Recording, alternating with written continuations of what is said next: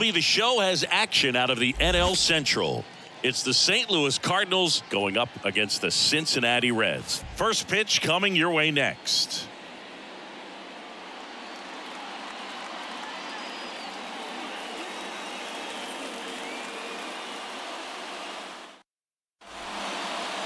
Just about ready to go. And on the mound now, number 59. Well, he's been a real quality starter for his club. And coming into this one, what stands out for me is that right-handed hitters have really struggled batting below 200 on the year. It seems they have a hard time picking up his release point and tracking the ball into the zone. So we'll see how right-handers do against him in this one. The wind and the pitch. Lars Nootbaar in the box here. Lets that one go for a ball.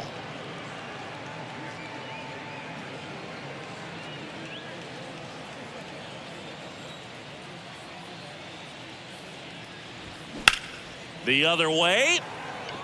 Senzel makes the catch, and there's one gone.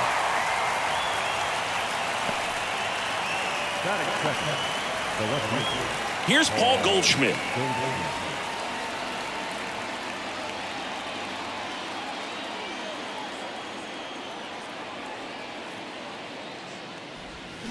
First pitch just misses. Paul Goldschmidt has turned into a really good player for a guy who was an 8th-round pick in 2009 at Texas State. Many All-Star appearances, Silver Sluggers, and then in 2022, an MVP.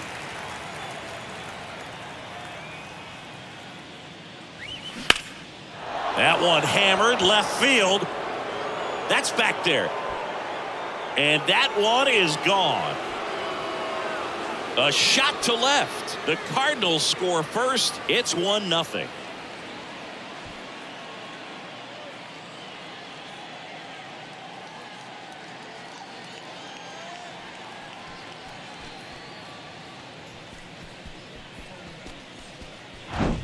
With a low 90s fastball, you have to live on the edges and hit your spots. If you don't, you'll get hit hard. Really good swing there. Patient, waited for it. It was like BP all over again.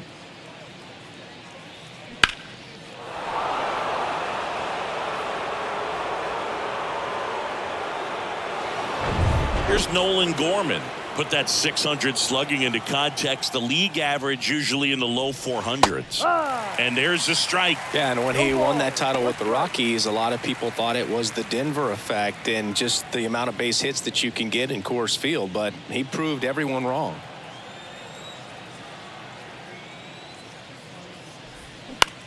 Popped up on the left side of the infield.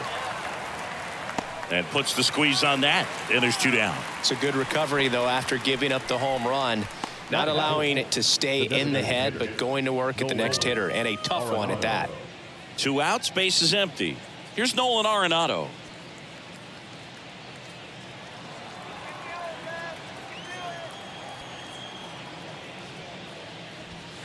First pitch, and he just misses.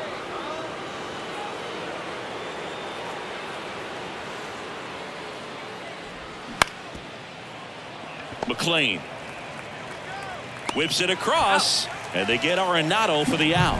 That's out number 3, but they're off to a good start as they pick up a run on this solo shot.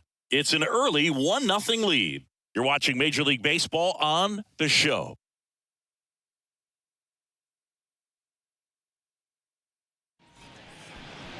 Back here in Cincinnati, on the mound for this one, Steven Matz. What should we keep an eye on here?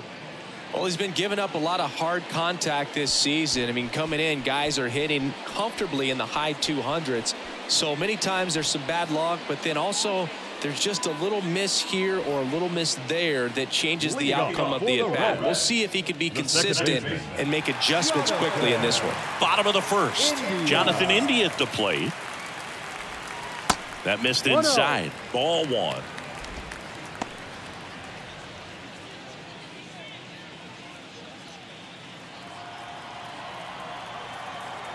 The big lefty turns, kicks, deals.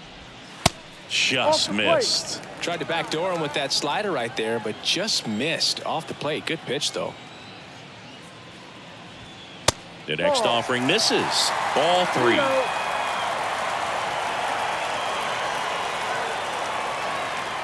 Let's see if he gives him anything to hit here.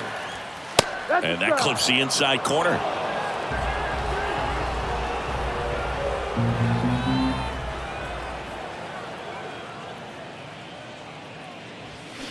That one the other way. Mercado makes the grab, one down. Batting second, the shortstop. And now the shortstop, Matt McLean.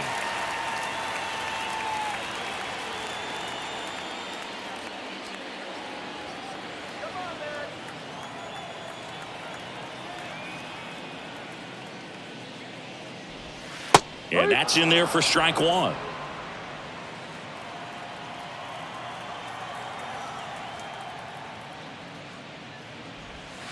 Next offering is outside. 1 ball, 1 strike. One down, base is empty. And that one missing low. 2-1.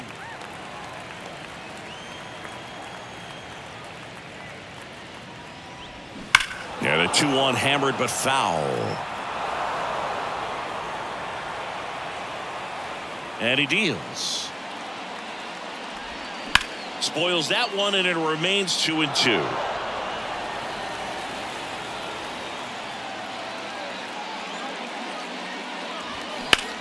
Left field, way back there. That's back.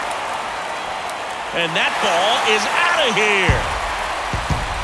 Third home run of the season, and we're level. It's 1-1.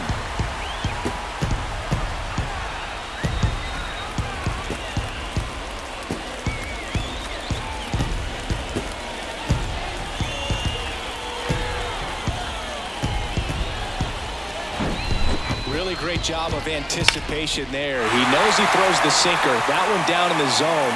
You're trying to beat it to the spot it's getting to. Well, he won. Spencer Steer, the next to hit. First offering misses the mark.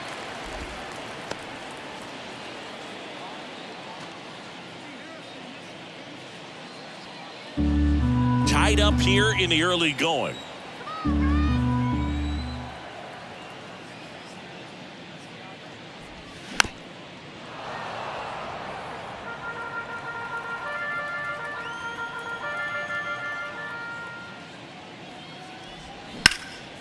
In the air, out towards right center. Mercado on the move to the alley. And it's caught for the out. Batting fourth, the designated hitter. Now it's going to be Tyler Stevenson.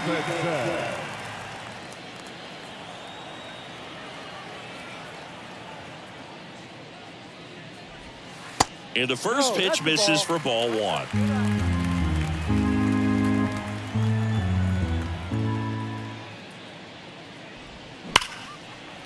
And it's through for a hit. Joey gets on base and keeps it going. Well, a swing like that can help you come out of this struggle. We saw the numbers coming into the ball game, but all he's trying to do at this point is help his team win. So a man aboard. Now it's Nick Senzel. First pitch just misses. 1 ball, no strike.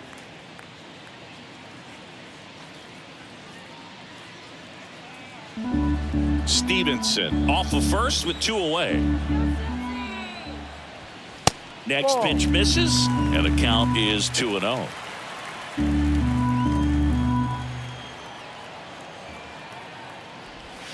And he flips a breaking ball in there, or a changeup. Either one. Something off speed.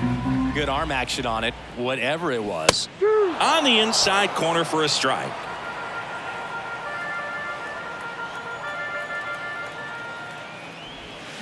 Still 2-2 after the foul ball. Well, with this many pitches thrown here in this first inning, I mean, you're giving the other team a really good look. He's going to have to find a way to get some weak contact, maybe a swing and miss, get into that dugout and hit the reset button. Lays out, but he can't squeeze it. He decides to eat it, and that leaves them with runners at first and second. And ready to hit now for Cincinnati, Stuart Fairchild. That one's in there, 0-1. It's great to get on the board in the first frame of the ball game, but here's an opportunity for them to really open things up with a couple of runners on. Let's see if they can cash in. 2 outs, couple of base runners at first and second.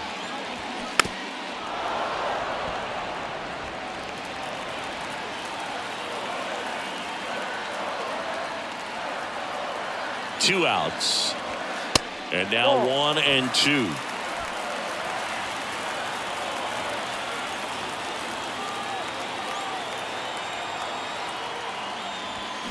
And that's outside.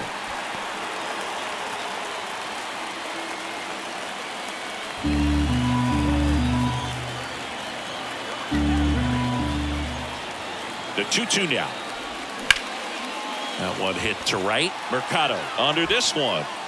And that is the inning. One for the Reds on the homer.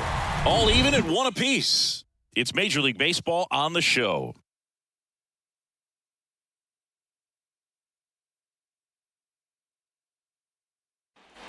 Second inning set to go. Wilson Contreras now up to the plate. Wilson Contreras. The pitch. Rips that one center field. And Contreras is retired. And there's one away. The third baseman. Here's the third baseman, Brendan Donovan.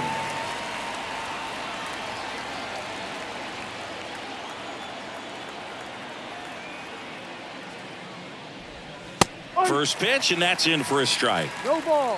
1 strike.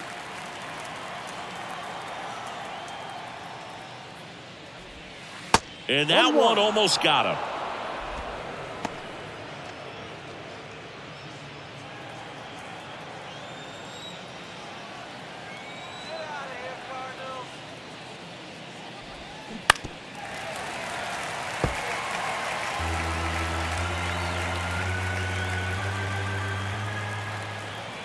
The wide to kick the pitch. McLean slings to first, and a couple of quick outs. Batting 7, the shortstop, Tommy. Yeah, here comes Tommy Edman. You talk about elite defensive players, especially in the middle of the diamond, and this guy is at the top of the list.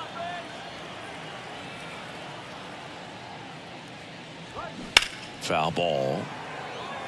Yeah, we go beyond just the fielding percentage and what it looks like, but the ability to have range and close holes that are normally there against an average defender. But this guy is special, and you can see it in his first step quickness.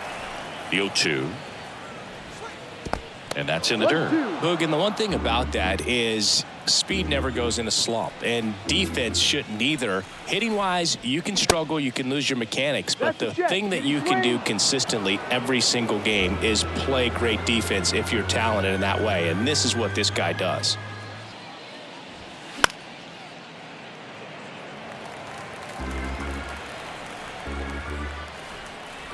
The wind of the pitch. In the air to left center. Senzel should have this one. Makes the grab, and that's the inning. 3 up, 3 down for him there. We go to the bottom of inning number 2. All tied 1-1.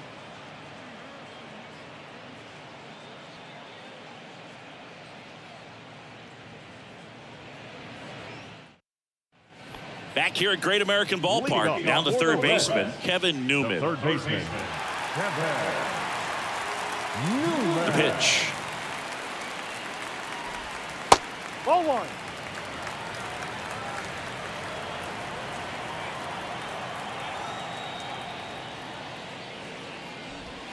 That one off the mark. 2 balls, no strikes. Making the calls behind the plate in this one is Woody Keller.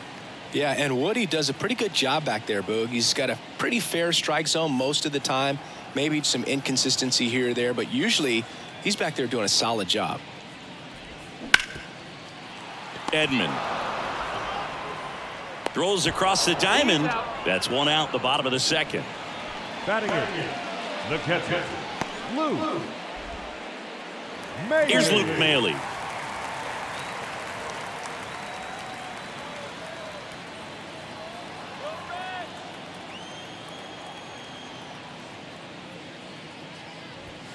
And that's in there at the knees.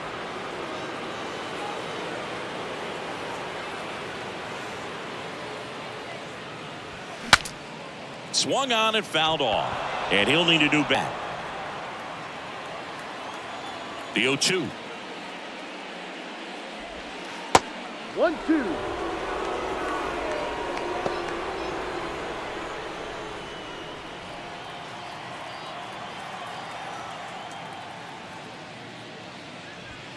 Off the outside edge, and now the count is 2-2.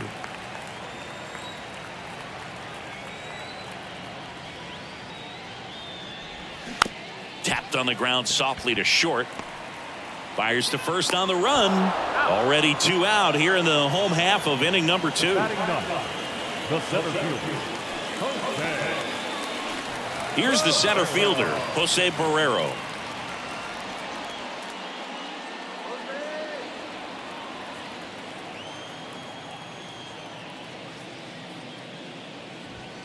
In there, and it's 0-1.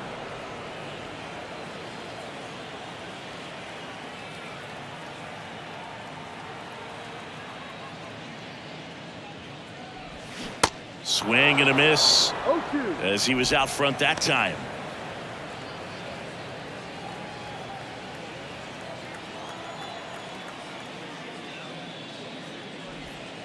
Pitch Ball. misses there. It's a ball and 2 strikes.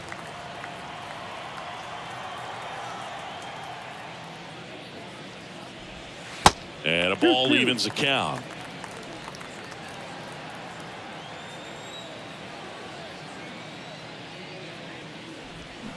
Swing and a miss. Pulled the string on the changeup. Reds down in order. Score remains deadlocked at 1.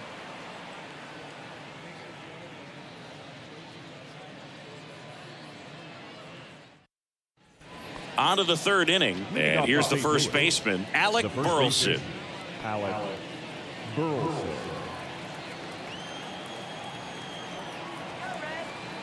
The pitch. 0-1. Throwing the ball really well today. That 2-seam fastball has got good run on it. Excellent job of moving it around the plate. Bounced up the middle. Whips it to first on the run. Leadoff hitter gone in the 3rd. Batting up, the right fielder, Oscar Mercado. Now it's Oscar Mercado.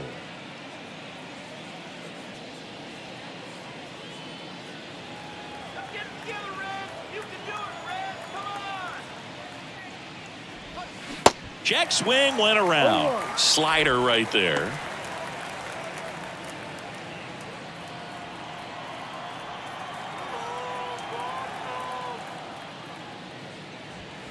On the corner for a strike. No balls. 2 strikes.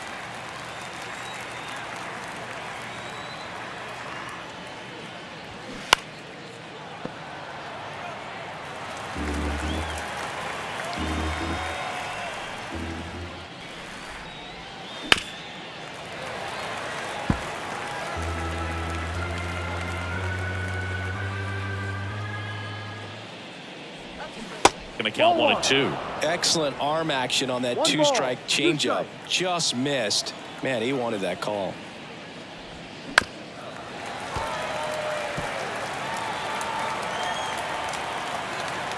The 1-2.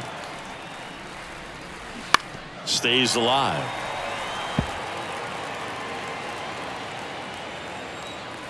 And a 1-2. Foul ball left side. He'll see another.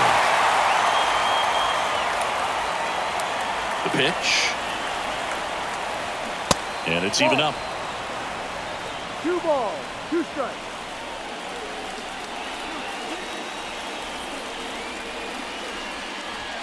And that's too high.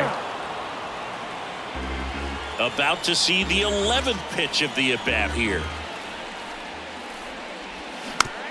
Swing, and this one's bounced on the ground. Tosses to first. First 2 batters retired here in the top of the 3rd. Now batting, the center fielder.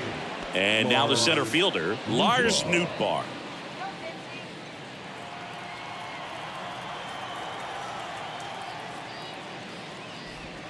In for a strike, and it's 0-1. Not sure if he could be in more of a groove. Looks really relaxed. He's retired 7 straight. This guy's feeling it right now. Strike 2.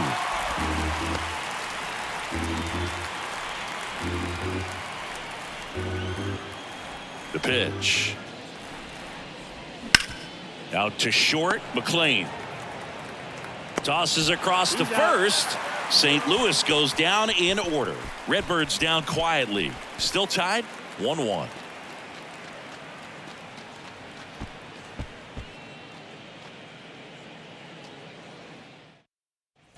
And welcome back. Now it's the second baseman, Jonathan India. The second baseman, Jonathan India. And the pitch. This one in the air, right field. Mercado moving under it.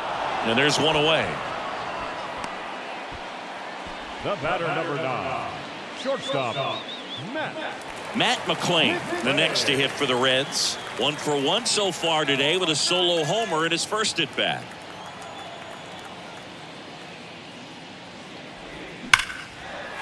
Line drive, and that should be extra bases. Takes the turn. He's digging for second. In safely.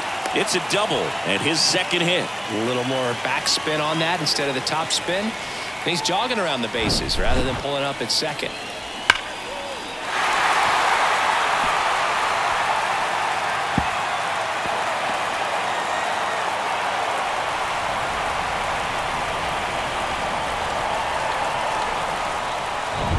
One out, runner at second. In now for the Reds, Spencer Steer. And that's in there for strike 1. Hitter's got some good opposite field power. What I like about something being hit to the right side into the outfield is that the base runner at second has a very good read and can determine whether or not he can score on that base hit. Knocks it down.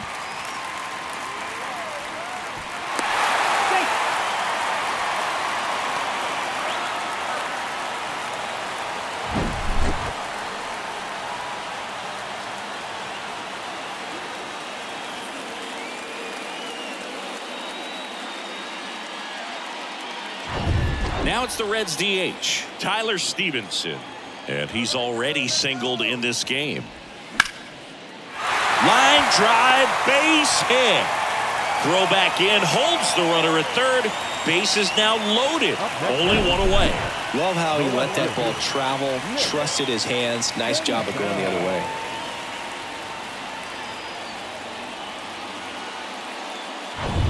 Nick Senzel, the next to hit for the Reds. Reached on an infield single his first time.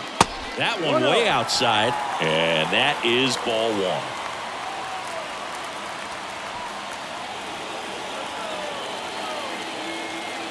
Kicks and fires.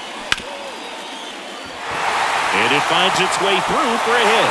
One runs in there safely. It's 3-1. Oh, that's a big at bat coming through in the clutch to drive in a pair. Didn't make quality contact on the ground ball to the pull side, but sometimes it's just a matter of finding the hole in the defense. 2 on, 1 out. Next for Cincinnati, Stuart Fairchild. 0 for 1 with a flyout. Swing and a high fly ball to left. Goldie under it. Puts the squeeze on that one. 2 down. Now batting, the third baseman, Kevin Newman. So first and second with 2 outs. The batter now, Kevin Newman. He's been such a good hitter with runners in scoring position. Some guys just take it to another level. For him right now at the plate, it's like everyone else is in slow motion and he's in full speed.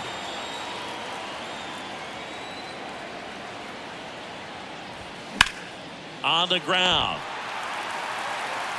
Gorman throws on to first. Inning over. So it's 2 runs on 4 hits. No errors and a couple left on. 3 innings complete. It's the Reds 3 and the Cardinals 1.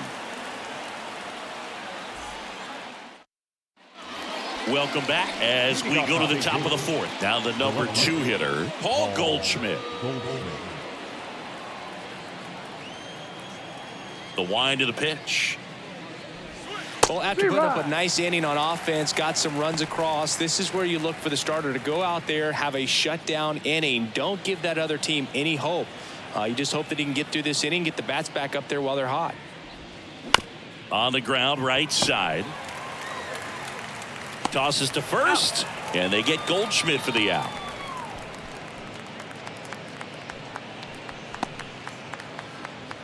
Standing in is the power hitting second baseman, Nolan Gorman.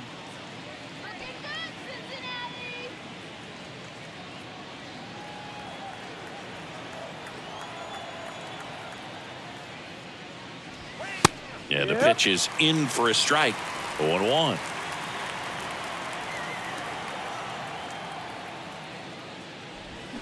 Pulls that one foul.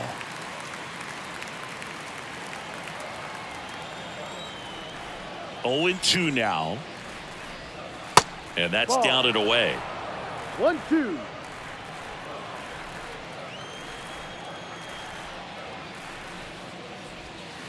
And now the count is even.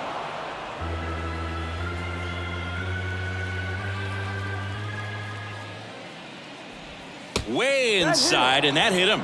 He had 2 strikes on him, and he hit him. Boo, you have any memorable hit-by pitches yourself? Maybe high school, college? No, but I almost did get decapitated by a foul ball at Old Tiger Stadium.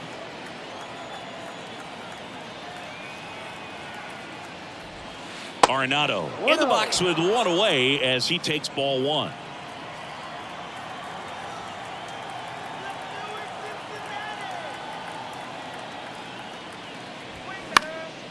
In the air, right field. Fairchild pulls it down. 2 down.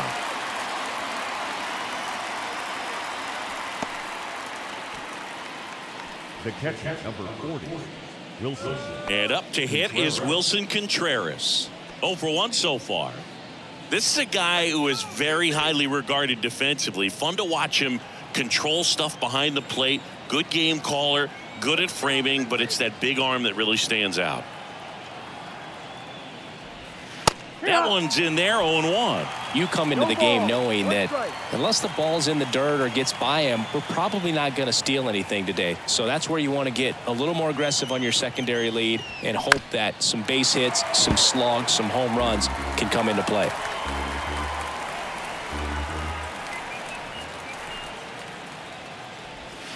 That misses the zone, and it's 1-2. Well, I'll say this as a former position player and base stealer. When you come into a game and you've got a guy like this behind the dish with a big arm, you really have to change your approach. Can't try to steal because you'll get thrown out. Maybe get a little bigger lead, be aggressive on the secondary, but this type of guy shuts the running game down.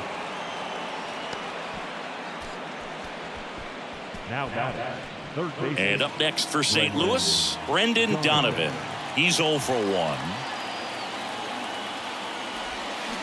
Swings through that one. 0-1.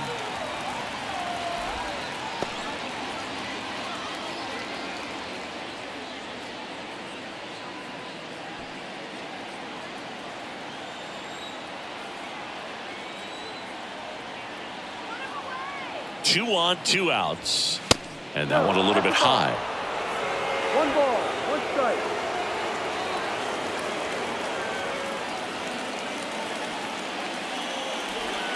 There's a strike.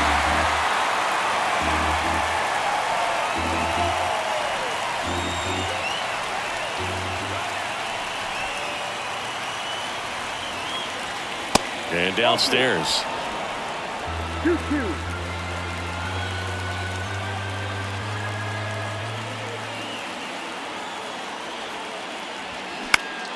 Foul ball, another 2-2 upcoming.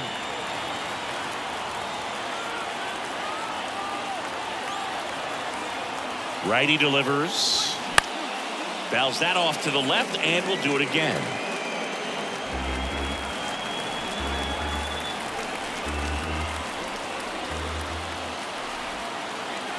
The 2-2. Tried to check his swing. Appeal to third. No, he held up.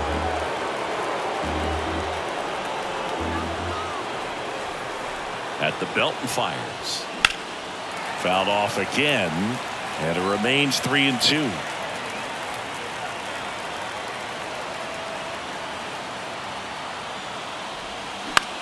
The other way. He's got it, and that'll end the inning. So it's no runs on a hit, no errors, and 2 are left. On now to the bottom of the 4th. It's the Reds 3 and the Cardinals 1.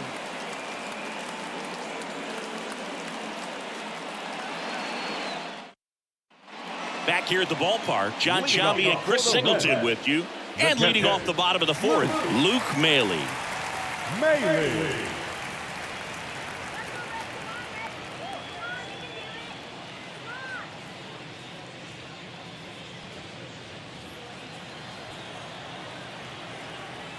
And a pitch.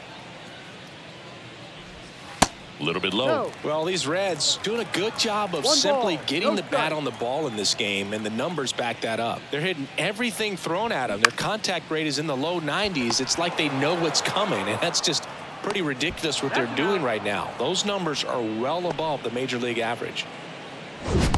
The center fielder, number 2. Man, Chris, a jump throw like that is certainly worthy of the StatCast treatment. Let's see what the numbers have to say about it. Yeah, these are some favorable numbers, Boog. This is the type of play that showcases his arm strength. I mean, he made it look easy, but I promise you, that's not a throw every shortstop can make, especially with that much behind it.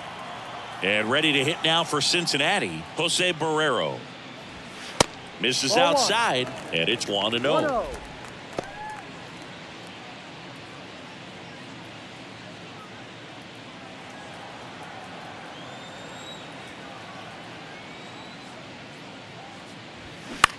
This to third. Fires across the diamond. Already 2 gone here in the home 4th.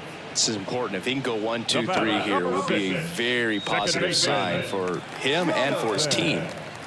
So back to the top of the Reds lineup. In now for the Reds, Jonathan India.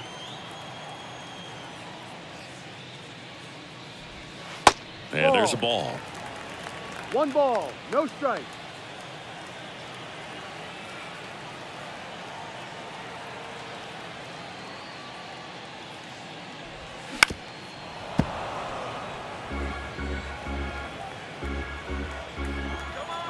Ball to strike.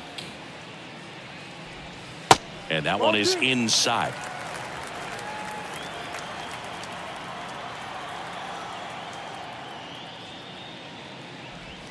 That's off the mark. And now 3 balls and a strike. A rare 3-ball count here. He's been throwing strikes all day. Got to be ready to hit if you're in the box. And a pitch. Swing and a miss. Now 3-2.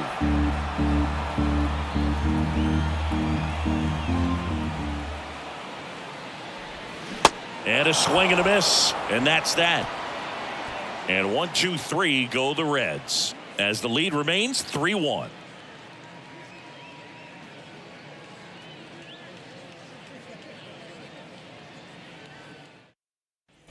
Back here in Cincinnati, ready now for the 5th inning. Now up for St. Louis, Tommy Edman.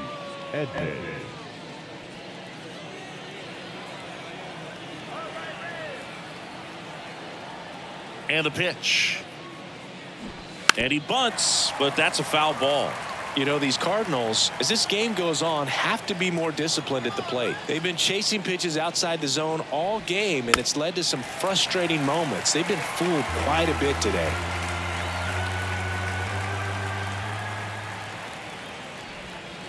Got him swinging on the curveball, and the leadoff hitter retired in the 5th. A pretty good break on the curveball right there. Maybe not as down in the zone as he would have liked, but deceptive enough to get that swing and miss. And if you don't catch that pitch out front on the barrel, it bears in on you pretty hard. And stepping in for the Cardinals, Alec Burleson. 0 for 1, he grounded out in his first at bat. In there, and it's 0-1.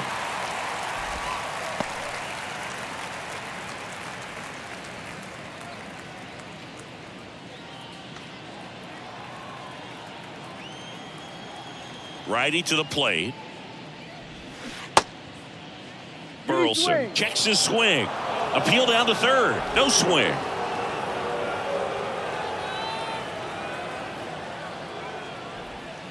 That one not close. 2-1.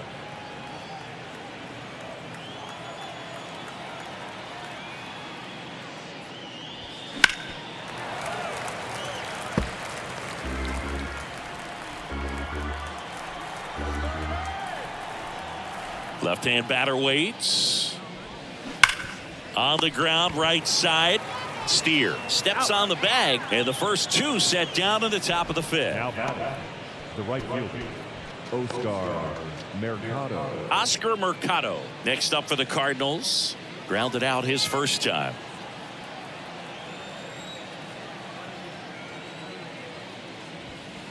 And takes low for ball one. 1-0.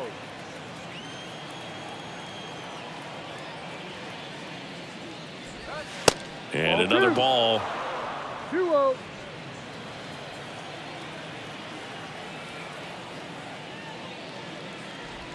The 2-0 is in for a strike.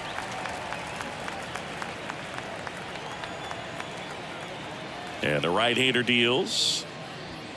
Top of the zone for a called strike.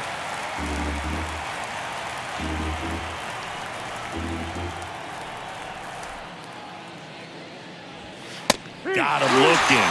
Down on strikes, and he knew it. And down in order go the Cardinals. Score holds, it's 3-1.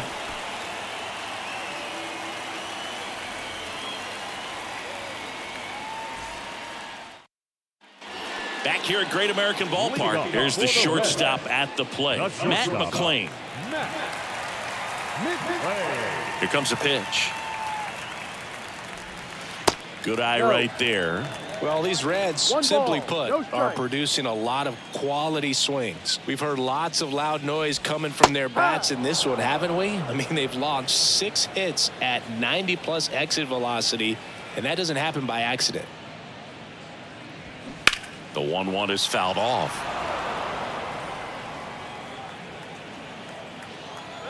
And here it comes. That's hard hit on the line. And it gets into the corner, but it's foul.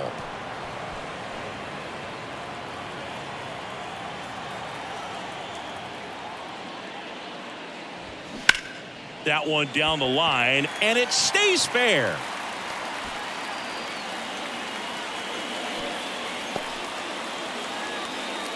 Really nice job of 2-strike hitting in that at bat. There's something about pulling one down the line and shooting it through the infield that's just so satisfying as a hitter. It's just fun turning on a pitch like he did right there.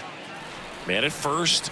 Next for Cincinnati, Spencer Steer, 1 for 2.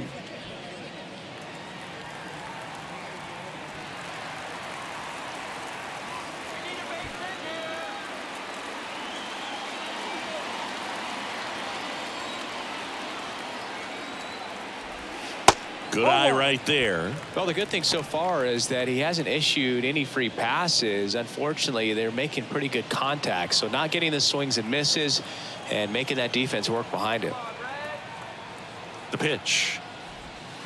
Edge of the zone, called a strike. And the count is 1-1. Bullpen activity starting up now. Jack Flaherty is loosening up. This would be his first appearance for the club. Number 34 getting loose as well. The pitch. Ground ball right side. Over to Edman. Out on the toss to the pitcher. It's a 3-6-1 double play. The 3-6-1 double play, in my opinion, is one of the toughest plays to make. You've got a pitcher covering first and the middle infielder throwing to a moving target. Everything has to be perfect, and right there, they made it look pretty easy. So now here's the DH, Tyler Stevenson. First pitch, and he just misses.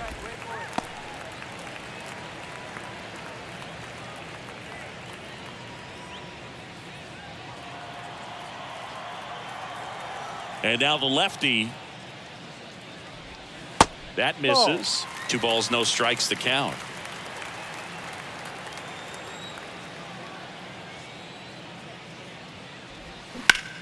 And that one in the air center field. Nootbaar makes the catch, and that'll do it.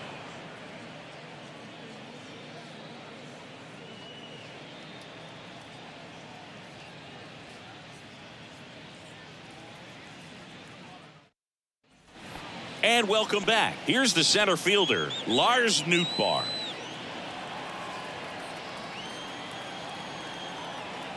The right-hander back to work. That one misses, and that's ball one. Activity in the bullpen for the Reds. Buck Farmer loosening up for manager David Bell. Young, the lefty, warming up as well. Kicks and deals. He was late there. 1-1. Strike one. Threw that fastball right by him, slightly elevated. That's a confidence boost for this guy out there on the mound. See if he continues to climb the ladder. And the righty deals. 3 balls, 1 strike.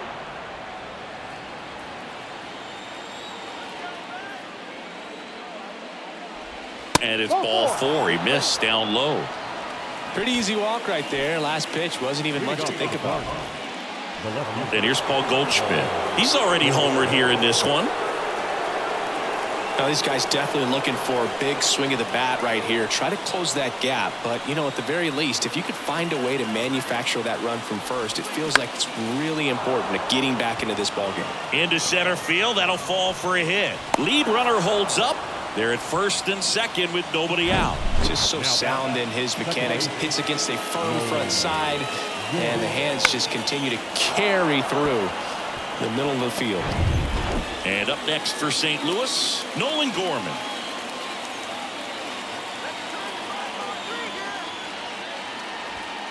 First pitch, and that's in for a strike.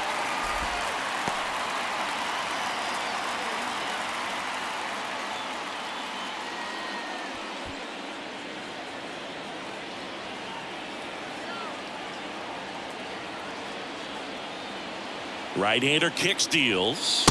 Clips the corner. And that is strike 2.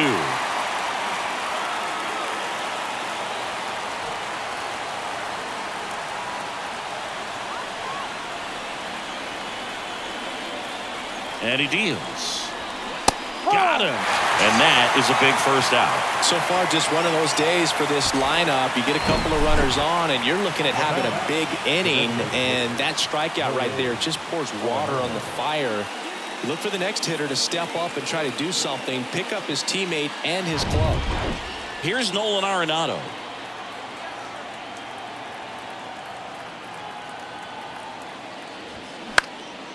Center field. Barrero under it. And there's 2 away. Yeah, that was a wasted RBI opportunity, but competitor like him, he is looking forward to making up for it in his next at bat. So first and second with 2 outs. Wilson Contreras next up for the Cardinals.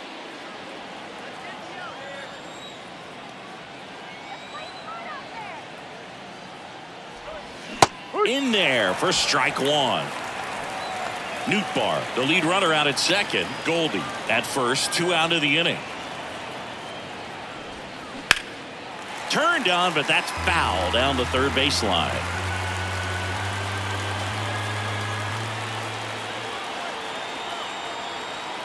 The pitch. 1-2.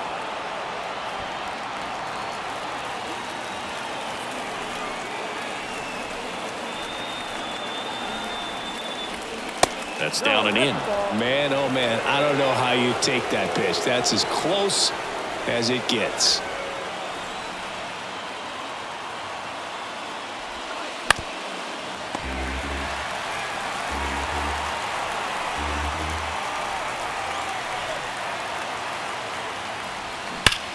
Ripped to third, but handled, and that'll end the inning. So the Cards strand a couple, and they still trail it here 3-1.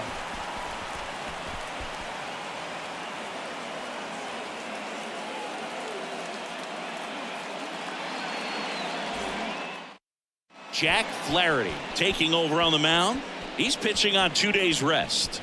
Ladies and gentlemen, your attention please. Now pitching for the Cardinals, number 15, Jack Flaherty. And ready to hit now for Cincinnati, Nick Senzel. The left fielder, Nick Senzel. The wind of the pitch. And first offering is fouled off. The wide to kick the pitch. Ball one there. Movement in the bullpen for the Cardinals. Jordan Hicks up and throwing.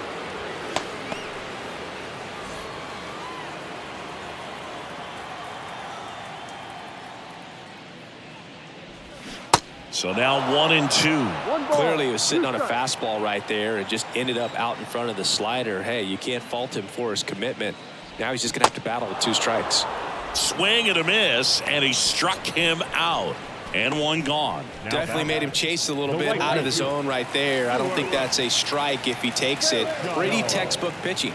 Get ahead in the count, get the guy in the box on his heels, and then force him to chase your pitch where he doesn't have much of a chance to do any damage. In the air, pretty deep out to center field. Nootbaar moves under it. Makes the catch for the out. Now batting, third baseman, Kevin. 2 outs, base is empty. Now Kevin Newman.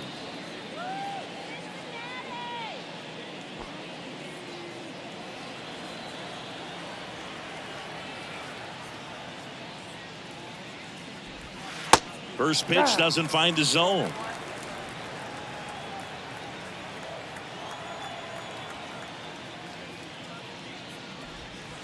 That's a slider for a strike.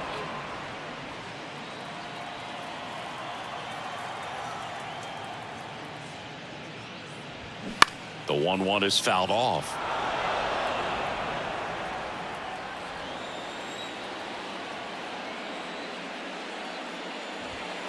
Misses, and the count is 2-2. It's a good take.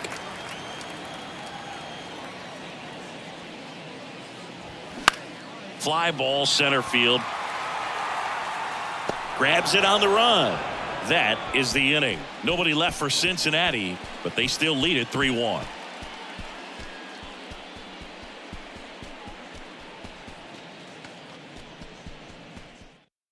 So they turn to the lefty in this spot, Alex Young.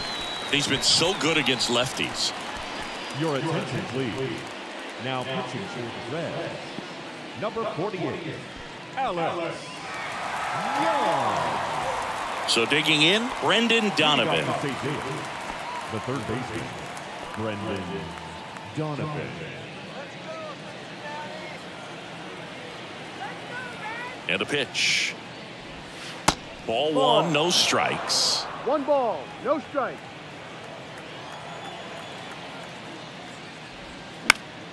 That one pushed to the left and foul.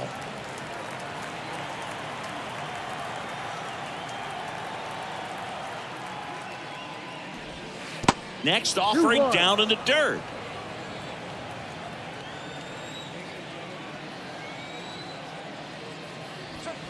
Just missed. This is a really good feeling for a hitter at this point in the ball game. You know that they don't want to walk you, so you're going to get a pitch to hit. You just better not miss it. That one misses, so a leadoff walk.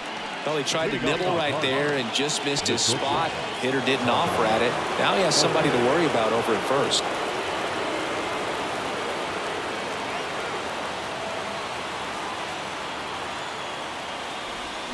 And a little foul ball down that third baseline.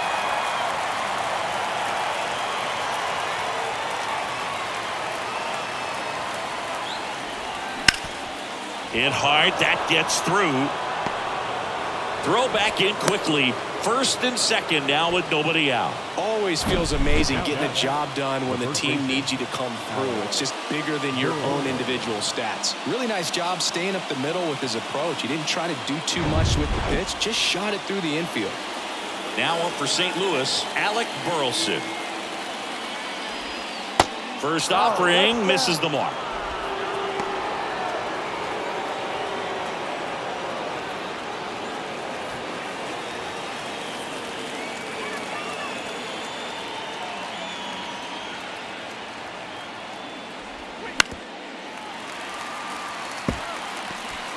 Donovan on second. Edman at first with no outs. And 1-2.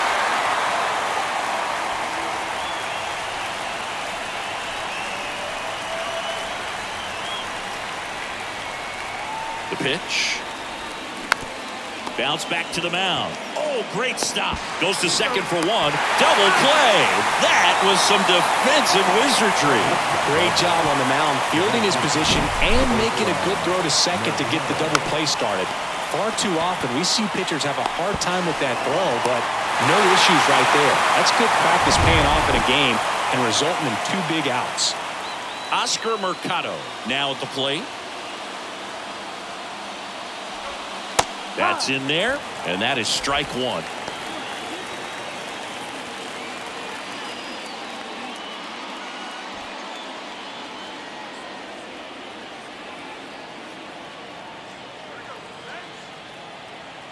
Kicks and fires. And a bat like this is almost over as it begins. In this situation, you have no idea what the next pitch is going to be. You just got to hope that you can make contact. And the 0-2. Way high. I don't like to say he wasted a pitch. I think that was a purpose pitch. Change the eye level, have him look up. Now go back exactly where you want to go. Up the middle. Diving, and he can't make the play. In comes the runner from third, and they trail by 1. Big time at bat right there. Comes through, and they're back within a run. Got a change up and a pretty good one, too. Outside corner, but he just got extended and put the barrel on it. Showed he has a lot of plate coverage on that swing right there. Buck Farmer gets handed the rock out of the pen. He last pitched 2 days ago. Number 46, Buck Farmer. And now the center fielder, Lars Nootbaar.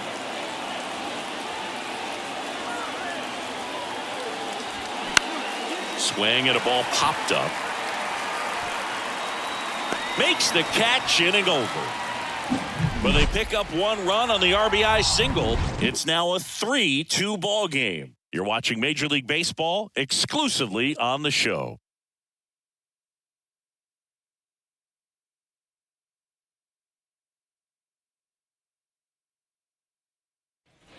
Bottom of the inning. Here's the catcher, Luke Maile.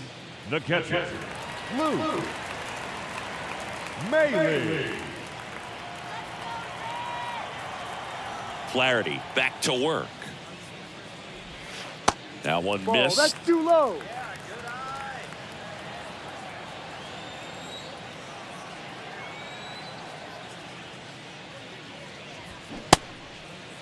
Started after it, tried to hold up.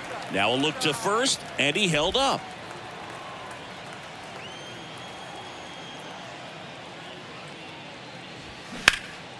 In the air, left side. Goldie drifts towards it and makes the grab. 1 down. The center fielder, number 2, Jose Barrero digs in now. Barrero.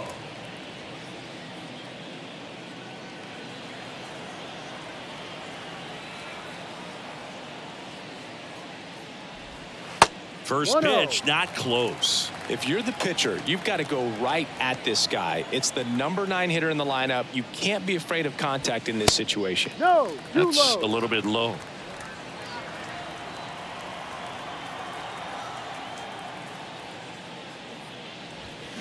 And a foul ball makes the count 2-1.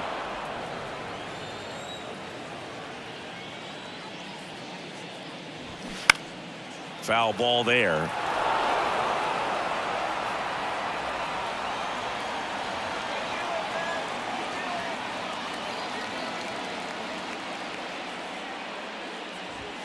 Swings and misses. It's a strikeout. Couldn't catch up to the heater. Oh, nothing too fancy on the strikeout pitch right there. Just a low 90s fastball. I'm not sure he was trying to challenge him, but that's pretty much what happened. Very hittable location, but he found a way to just get it by him.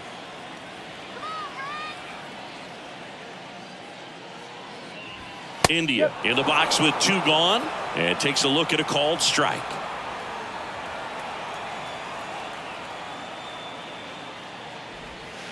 Next pitch downstairs, and it's 1-1. 1-1.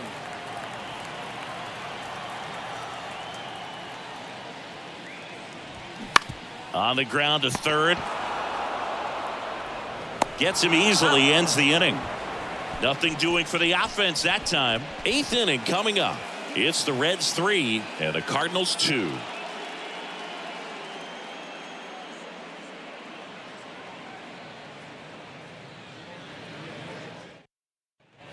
We're at the top of the 8th, and the batter now, Paul Goldschmidt.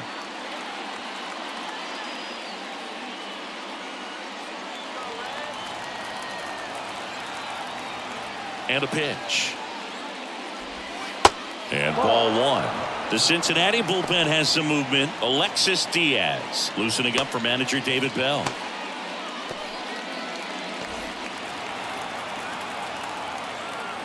The tying run at the plate.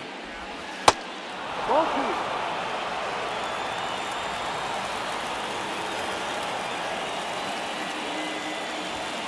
And now 2 balls and a strike. Really been able to slow down the game tonight with his at-bats, and the biggest one he's had so far. He doesn't look anxious at all. Next pitch off the plate, and the count is 3-1. Nolan Gorman in the St. Louis on deck circle.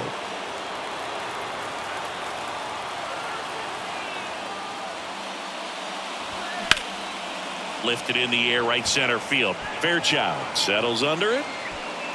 He's got it, and there's 1 down. Now back, second baseman, Nolan Gorman next up for the Cardinals. 3-pitch strikeout last time up. Got to put up more of a fight in this one. Strike 1. No ball. 1 strike.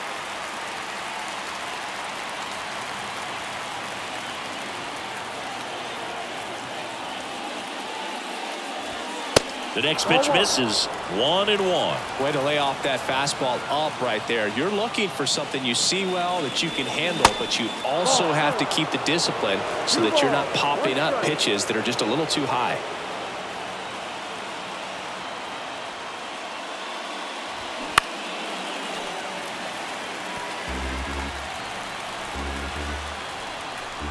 Two down. Battling here as he fouls it away.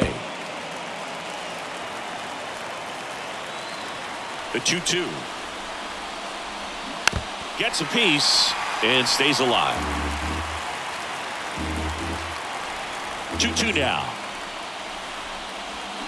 Swing and a miss. Had him out front for the strikeout. He had him out in front, which isn't easy to do against a hitter like this, known for using the entire field. Just couldn't sit back long enough on that one. New arm out of the bullpen, Lucas Sims. He's into the game with the bases empty. number 39, Lucas Sims.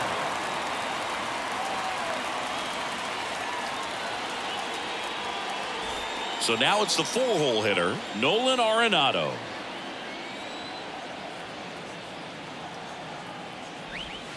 Ball 1 there.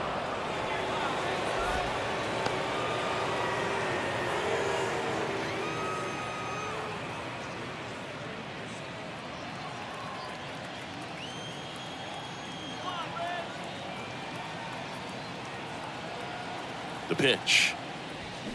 And a foul ball.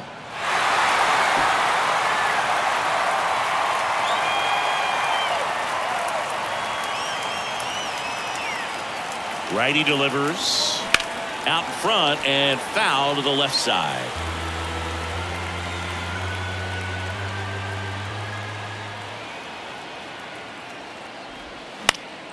Good job to fight that one off. Very solid inning on the mound so far here in the 8th. Holding on to this narrow lead. This is exactly what they were looking for. And a 1-2 again. Cuts and misses. It's a strikeout. Nothing doing there for St. Louis. And it's still a 3-2 ball game.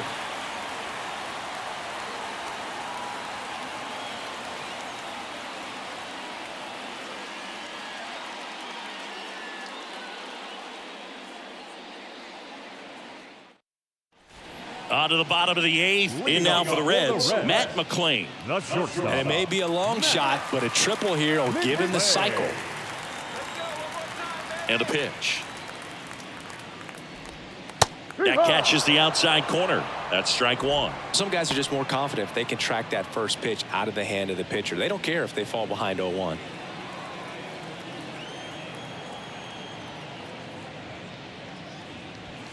Next one misses, and that's ball one.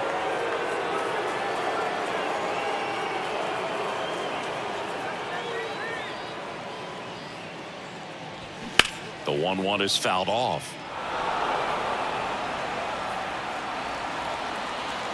The 1-2. Cuts on it and misses. That's a strikeout. Chase the fastball up the ladder for strike three. Really love the pitch sequence right there. I'm telling you what, pitcher and catcher are on the same page right now. Spencer Steer, the next to hit for the Reds. 1 for 3.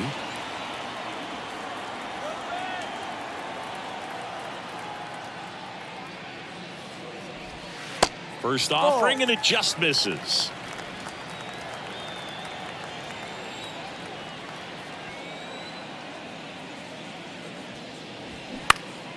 Popped up, foul territory behind the plate. Makes the grab, 2 down. Up next for Cincinnati, the designated hitter, Tyler. Now the Reds cleanup hitter, Tyler Stevenson.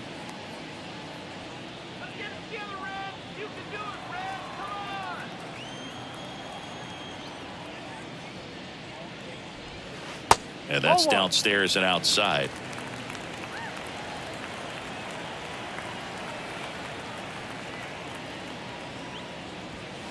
Next pitch is downstairs. 2 balls, no strike. And the right-hander deals. Now 3-0.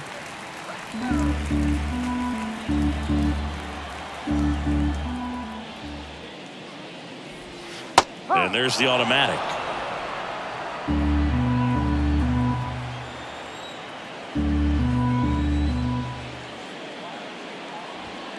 And now it's filled up. Full count.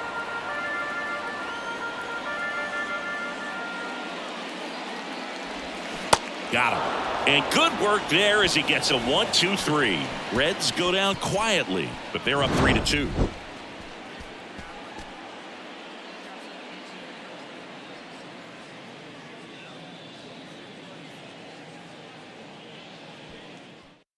Pitching change here, Alexis Diaz. Well, the best relievers love the opportunity to come in and protect a tight lead late in the ball game. Some of them are just wired different, so we'll see what he's got here. At the plate, Wilson Contreras.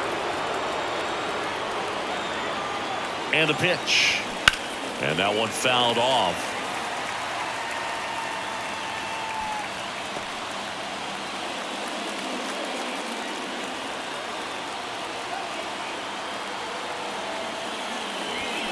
Check swing, no appeal, and now it's even 1-1.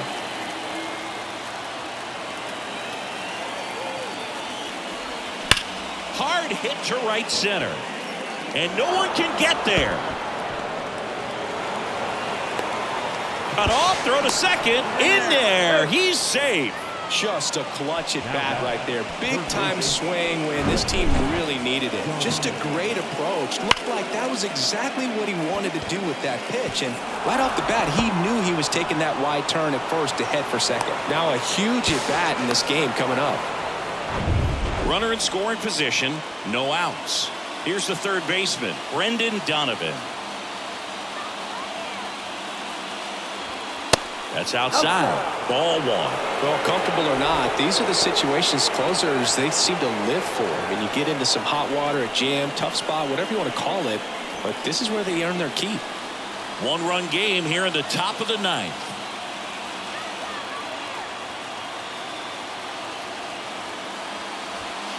And now 2-0.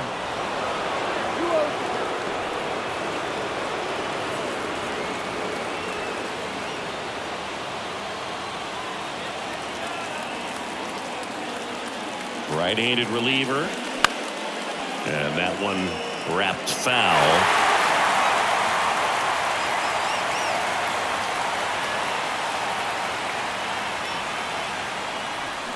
They say you win. 2 strikes.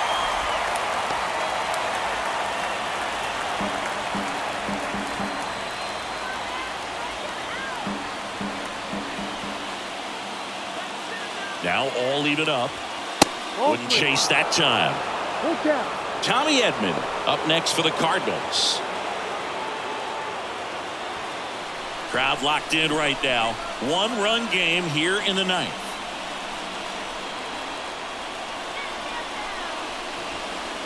In there. Got him looking for the K. Throws him with a backdoor slider. Tremendous job of bringing that ball back over the plate. He gets just enough of it to get the call. And I'll tell you what, as a hitter, it starts out of the zone. It looks really far away. And for it to catch the outside corner, you just have to tip your cap to the pitcher. Tommy Edman at the plate. And the first pitch misses for ball 1. 1 ball, no strike.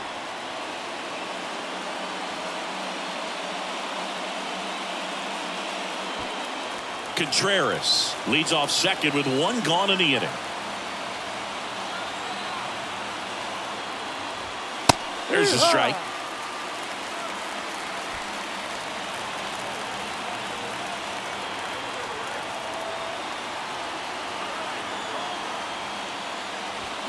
And there's a ball.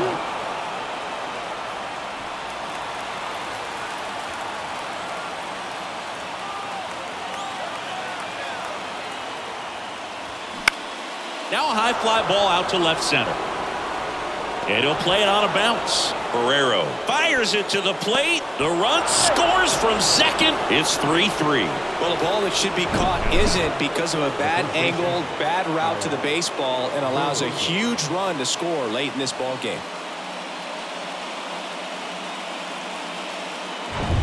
Go ahead run on base. And stepping in for the Cardinals, Alec Burleson. And that misses off the outside edge.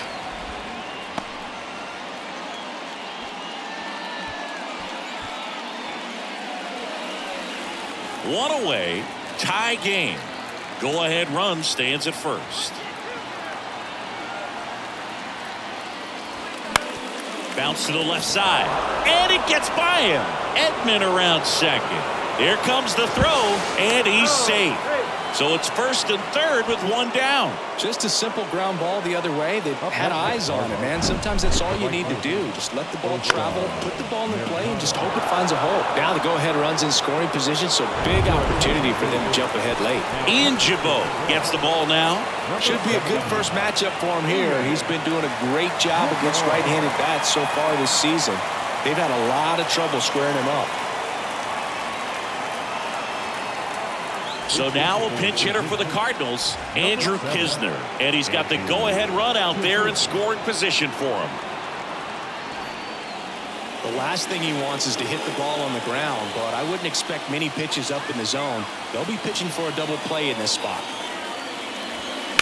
And first offering is fouled off.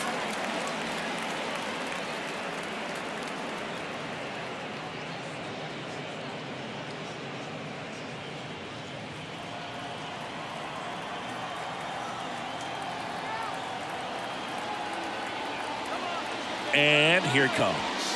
In there for a strike at the top of the zone. I think ultimately you want to tie him up, get the ball in on the plate so that he can't get the barrel to it and hit it to the outfield. High fly ball lifted in the air right field. Fairchild under it. Brings it in. Here comes the runner from third. Throw is offline and he scores. It's 4-3. Sometimes all you got to do is your job and don't overcomplicate things. Keep it simple. Runner third, less than 2 outs. Put the ball in play, and a nice job with the sac fly. So the lineup flips over. Here's the center fielder, Lars Nootbaar.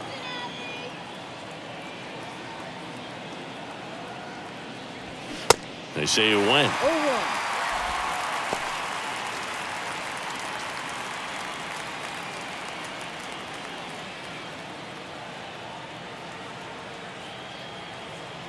At the belt and fires. Ball.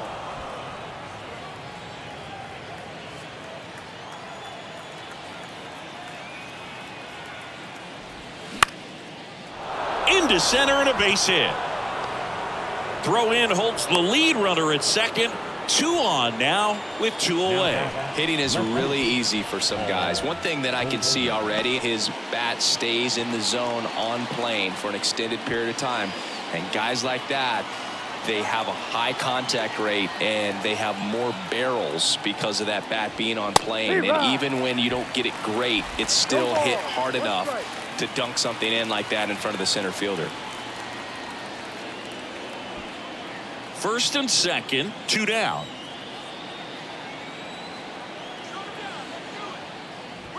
Here's a swing and a drive left field, and he knew it. He sends it out of here, and they add to their lead. It's 7-3.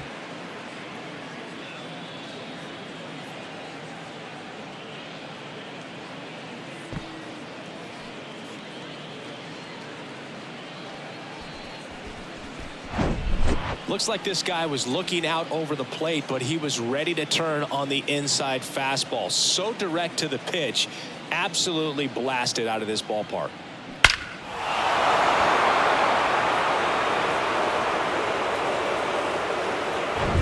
Two outs, nobody on. Nolan Gorman next up for the Cardinals. Strike 1. 0-1.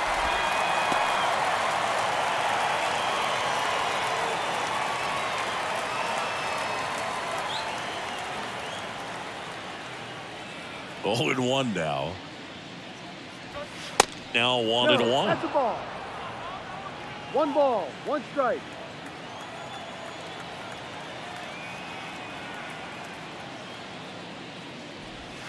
And that drops in for a strike.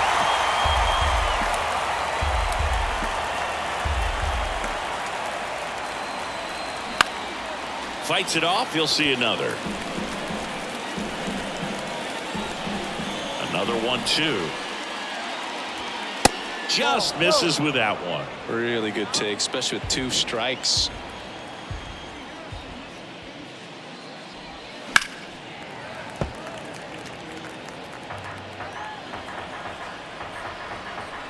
Here's the 2-2. Just off the outside edge.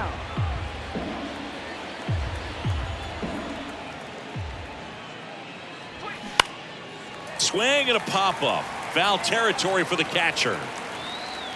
And the inning is over. But the big blow of the inning comes right here. A 3-run homer. It's now a 4-run lead at 7-3. You're watching Major League Baseball on the show.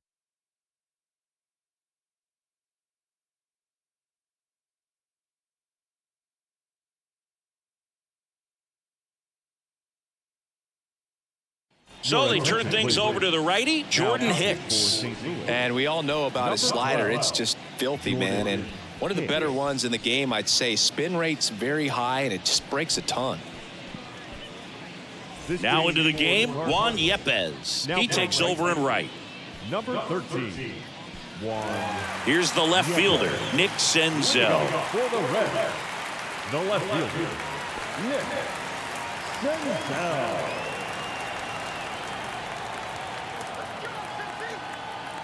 And he deals. Out in front with the swing, and that is strike 1. Hicks, a righty that throws with power. He features a sinker, a slider, a changeup, and he works in a 4-seamer. Next offering misses, and that's ball 1.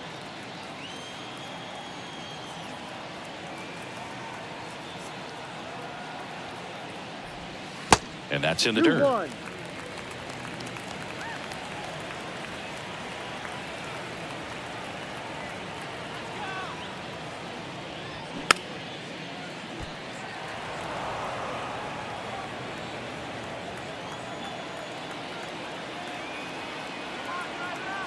Two.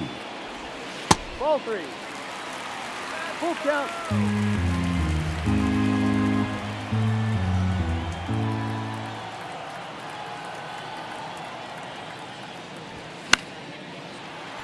And a foul ball, he stays alive.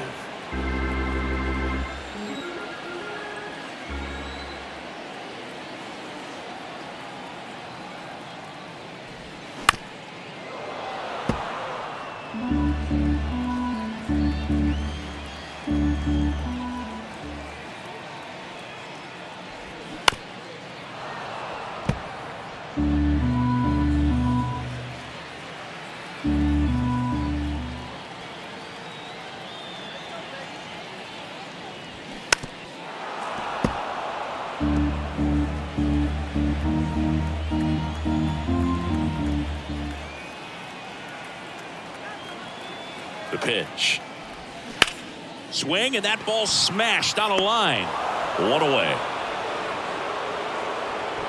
As good as he's seeing the ball out of the pitcher's hand, you cannot hang a breaking ball right there. Lucky it stayed in the ballpark. Stuart Fairchild, the next to hit for the Reds. He's someone that you might not describe as having elite level speed, but he can absolutely move, and it is a factor in his game. Bunt attempt, but that goes foul. Boog, this guy's definitely a plus runner, but what I love about him is that he goes all out every single time, never takes a break. It's guys like that, even though they don't have the elite speed, the fact that they're consistent with it, they make moves on the base paths.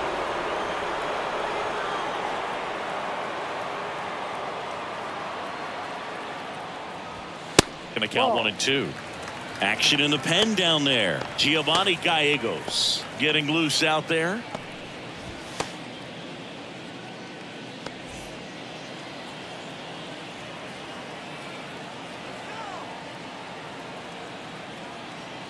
The 1-2.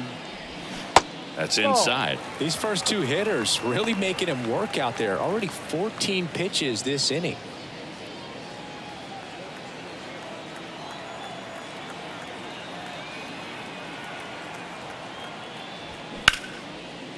That one clubbed out towards left center. That'll be extra bases. Now he'll turn for second. Not stopping. He's going for 3. Edman with a relay throw.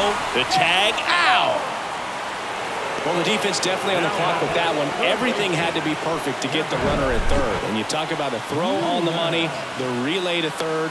Just a good job all the way around.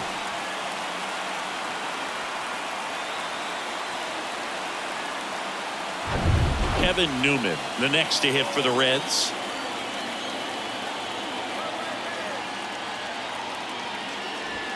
That one's in there, 0-1.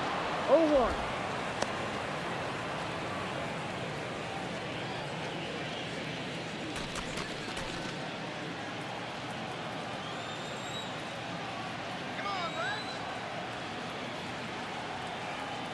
The pitch. No.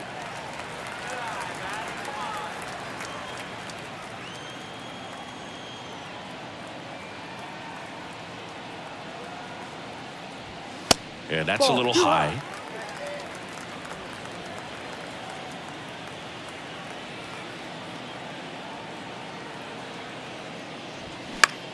Out to center. Nootbaar on the move. And that'll do it. Well, all game these guys had to battle with that 10th man. Those fans making a lot of noise, but they took the lead in the 9th inning, quieted things down. They were able to get those final 3 outs in the bottom half as well. Just a very well executed ball game. 7-3 is how this one ends. For Chris Singleton and least matchup, it's the Toronto Blue Jays taking on the Tampa Bay Rays.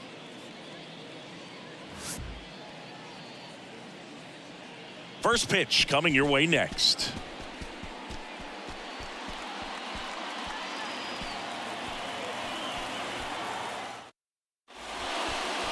Just about set to go, and starting in this one, Zach Eflin. What should we keep an eye on here?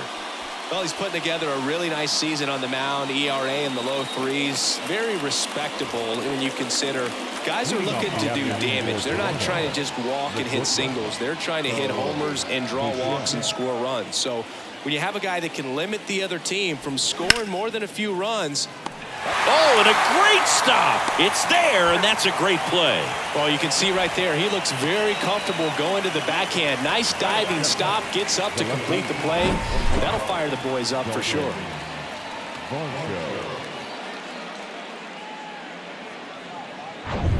And now it's Dalton Varsho. Good defender. He's been inconsistent offensively. First pitch just misses.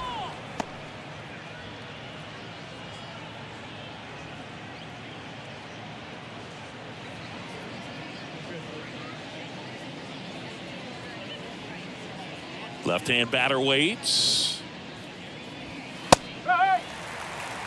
Definitely not a pitch location you're expecting up there as a hitter when you know the guy's got a good sinker ball. If he can get in that location, boy, you've got to look top to bottom, and that's going to make it very difficult to hit.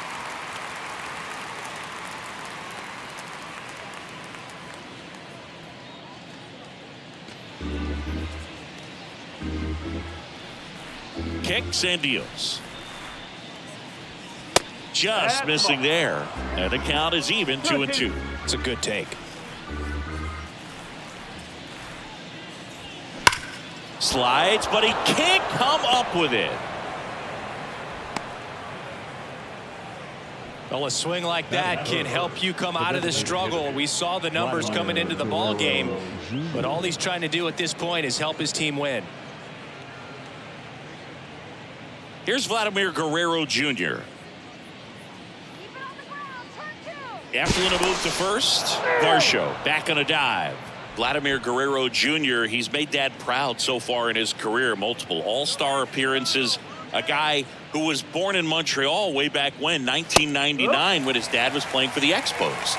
Yeah, and so much violence with that swing. Exit velocity is charged and very fun to watch. More plate discipline than Dad.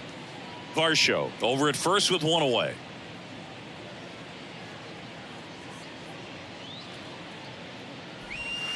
That misses, and it's a ball and a strike. Siggy, how about this note? A little more than 400 games into his career, Vlad Jr. had the exact homer total and OB.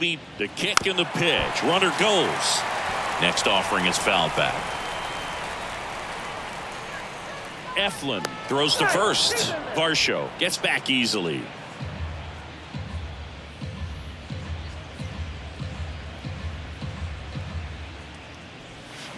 Fights that one away, still 1-2. Well, he missed a hittable off-speed pitch right there. Not sure exactly with the timing. Sometimes you get a backup breaking ball. You're expecting it to make its move at the end. It never does, and you're tied up. Up to the plate, it's Brandon Belt. And that's in there for strike one.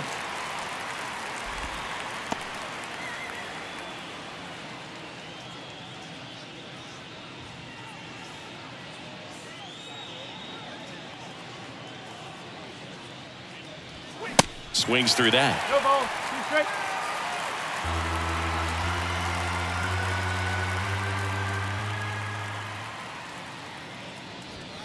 Next pitch just misses. 1-2 to count.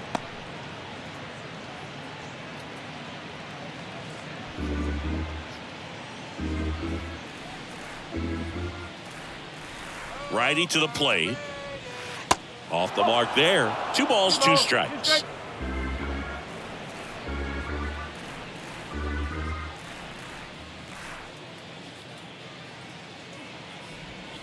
And another ball. Great RBI spot here. Just got to stay focused on the pitch. The runner will be in motion, so something in the gap should definitely score it.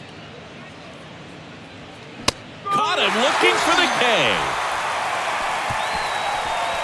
Blue Jays held in check. Now it's the Rays' turn. No score. You're dialed into the show.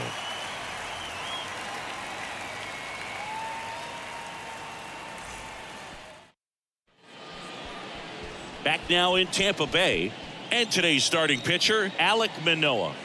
Well, you know this guy wants to be better than that. I mean, the ERA is bloated. He understands that he's got to put his team in a better position to win ball games. And at this point, you have to forget about your own individual stats, and you have to go out there and attack and try to get that W. And if you do that, you'll look up, and most likely that ERA will have dropped over time. We go to the bottom of the first. Now up for Tampa Bay, Josh Lowe. And a pitch.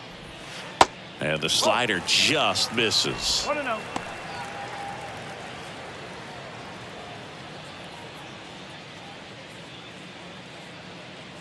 Let's go Rays.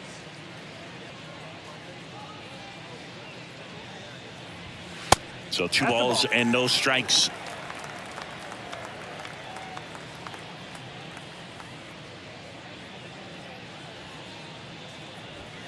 There's a strike.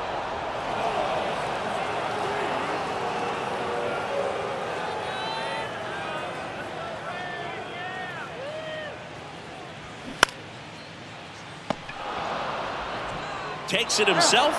1 gone, bottom half of the first. Batting second, the shortstop, Wander. Now batting Wander Franco.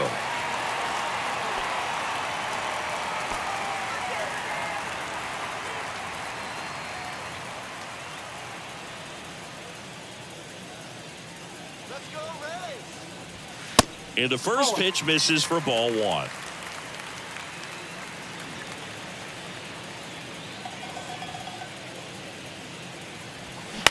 This one chopped up the middle. Bichette. And here this afternoon, 2 quickly away in the bottom of the first. Batting third, the left fielder, Randy. Now it's Randy Arozarena. What a season it's been for him. He has supplied a lot of power and that average.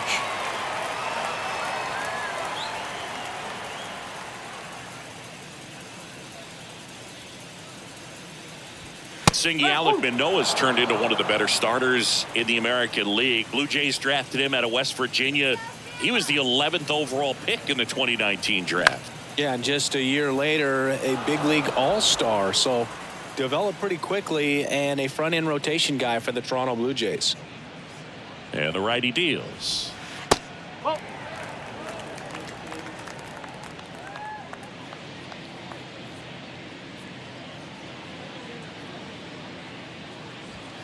Got him looking for the strikeout. Fastball to letters froze him for strike 3. Rays held in check here. Scoreless after 1.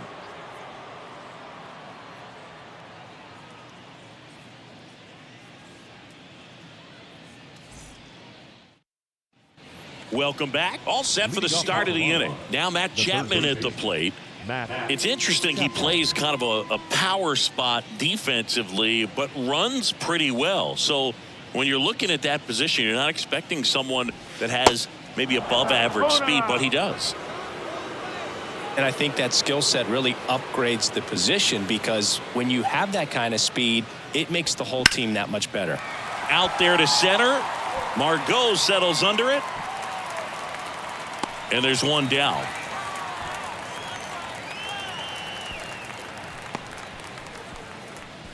Batting fifth, the right fielder. Here's the rookie right fielder, Nathan Lukes.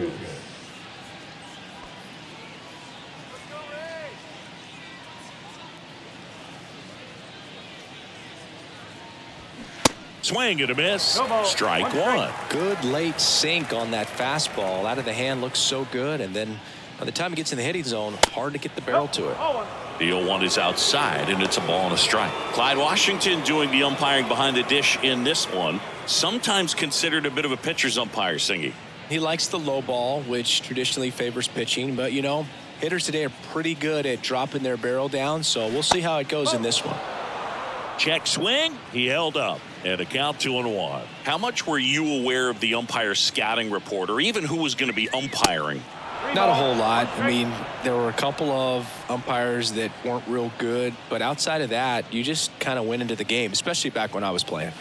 Swing and a miss, and it's a full count now. As the game has moved along, we see more and more information supplied by teams about the umpires. I've been in clubhouses where they have pictures of all 4 guys, nicknames, hometowns, and as well hobbies listed, just so you can kind of small talk the umpire a little bit. That's great. Lukes tries to check his swing. Now a look to third, and he couldn't hold back. He's rung up on strikes. This guy will throw any pitch in any count. 3-2. He goes off speed, gets the out.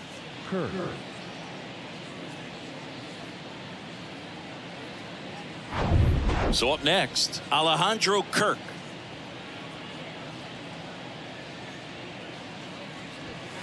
That one a little bit high, and that is ball 1.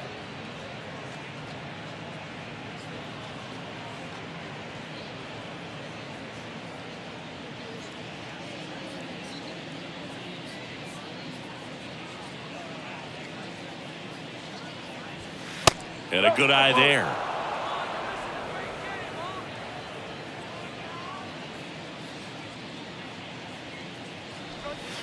And it is 2-1. No score here in the second.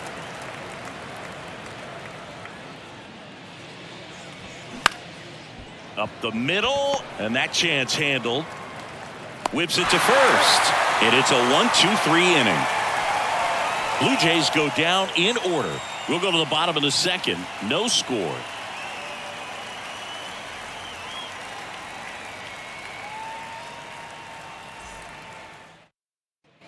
Bottom half of inning number 2. Lau at the plate.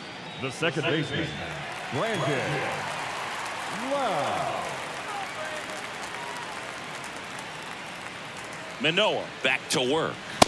And a good fastball to start him off. That's strike one. Well, we call that keyholing. Even though it's right there and looks pretty good, if he doesn't love it, he's not going to swing that early in the count.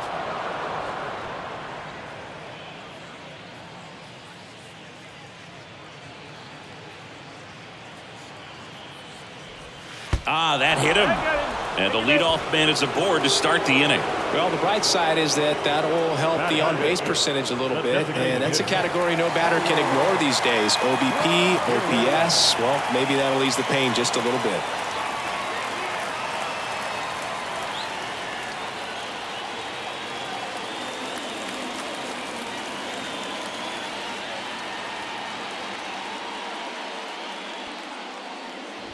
Harold Ramirez in the box now. No balls and a strike. And that's a great take right there. Even though it's a strike, with the situation, runner on first base, you want to keep the ball off the ground. And you swing at that pitch, most likely you roll into a double play. He gets there to make the play. A nice running grab. And there's one down. Batting sixth, the third baseman, Taylor Walls. And now it's switch hitting third baseman Taylor Walls.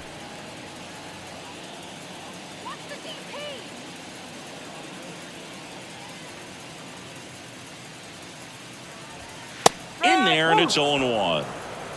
Lau leads off first with one away.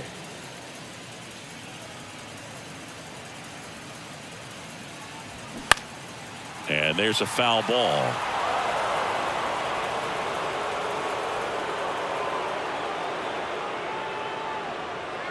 The pitch. That one misses, and a count 1-2. You see how the catcher wanted that pitch up and in. Want to try to tie him up. That's the one thing we're seeing, that high fastball. You have to get it up there because of how hitters have changed their swings.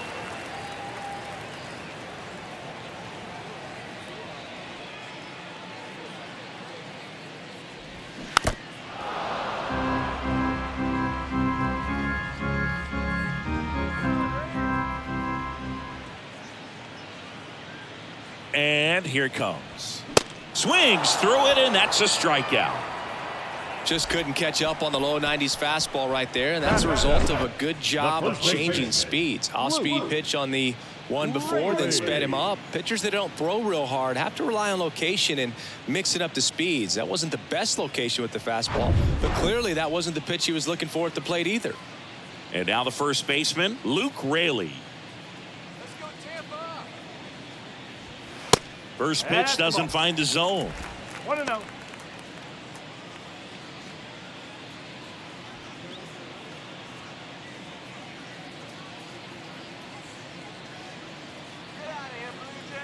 Kicks and fires. Varsho after it. Great catch, foul ground up against the wall. The Rays strand just the one. We'll move to the third with no score.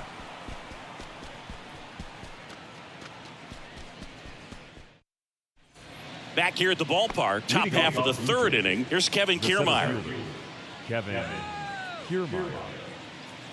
And the right-hander back to work. And first offering is fouled off.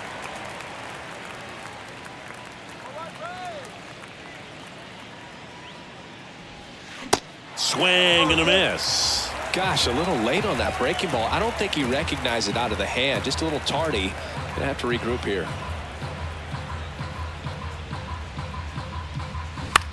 Swing and a ball lined out towards center. Dives, and it gets by. Now around second, going for third. And he's got a leadoff triple. Back against the wall with 2 strikes, but found a way. He got that front foot down, and pitch recognition was on point. Pretty impressive for an 0-2 count. Runner in scoring position now, and a good opportunity to push across the first run of the ball game.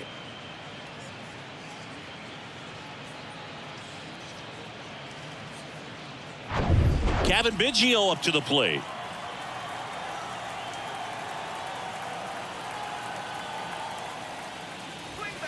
In there at the knees, and that's strike 1.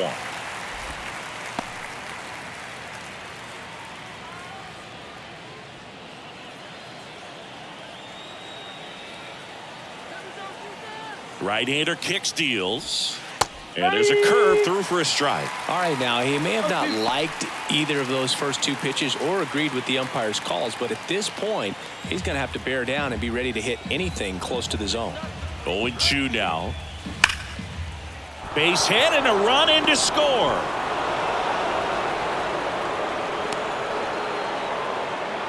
Mission accomplished there as he picks up the RBI to give him the lead. Got the top of the ball a little bit, but not much. That was hit pretty hard through the infield, so I think he'll be happy with that swing. Definitely generated some good bat speed.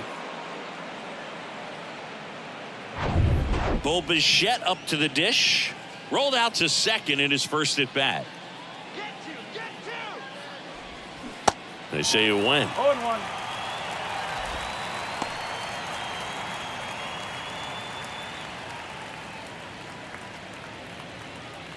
Nobody out. Runner at first.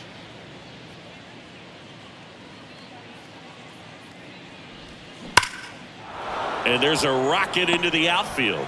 Lead runner to second, so 2 on and nobody out. Stringing them together, that's 3 hits in a row. These days, when you see a ball come off the bat like that, I mean, the first thing you want to know as a spectator, what was the exit velocity? 109 in this case. I mean, that's just impressive, and it's so cool we can get that sort of feedback so instantly in today's game. Varsho in the box now, takes strike 1.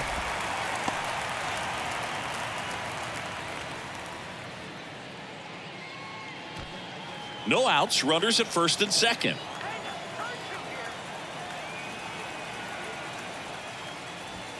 That pitch in for a strike, and it's 0-2.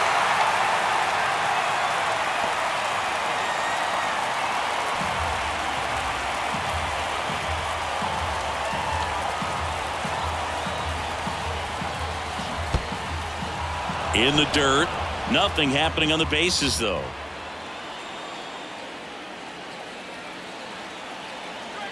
And a pitch. Keeps the at-bat going with a foul ball. First and second here, no outs. Next offering in the dirt. Now 2-2.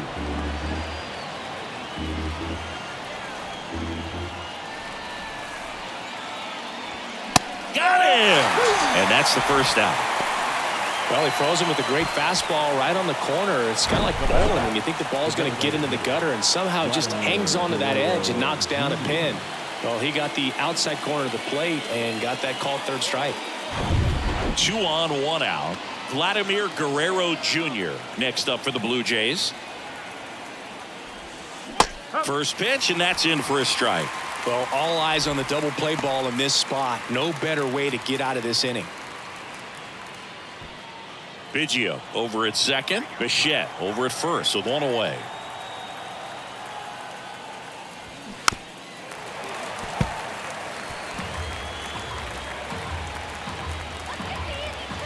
The pitch.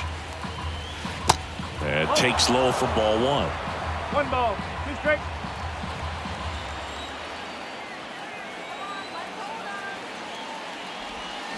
Can't connect on the curveball, struck him out. I mean, there aren't many curveballs in the sport today that break like that thing does. Huge movement. It's so difficult to get on the same plane and even think about squaring it up, let alone get a piece and hope he throws something else to keep the at-bat alive. So first and second with 2 outs. Brandon Bell will hit next. He's 0 for 1. And that one just misses. A ball and no strikes.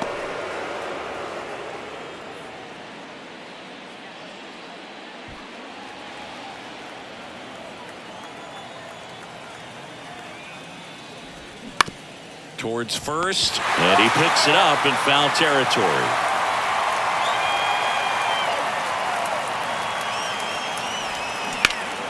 Hot shot to first base, and he snags it to end the inning. But the RBI single pushes across a run. It's now 1-0. It's Major League Baseball, and it's on the show.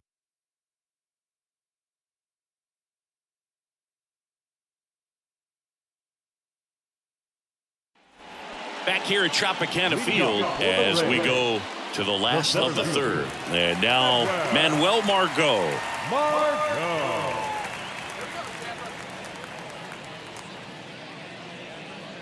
Manoah back to work. And first offering is fouled off. Margot in his 7th season, 28 years old. And he was born in the Dominican Republic. Righty delivers. There's a strike.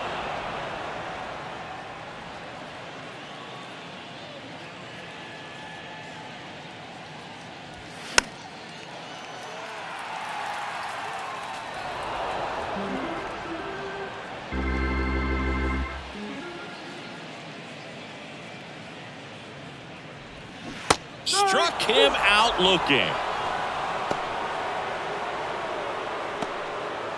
Francisco Mejia coming up to hit, known for his rocket arm behind the plate. First pitch, and he just misses.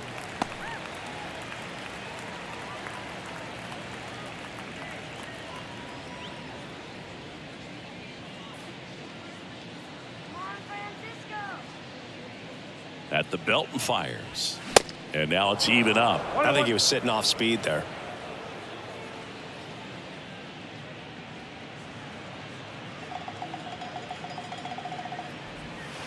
Pitch misses there. Now 2 balls and a strike.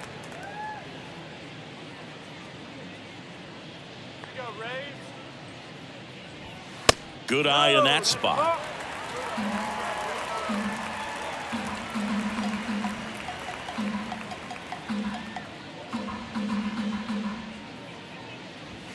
Next offering finds the zone, and the count is full.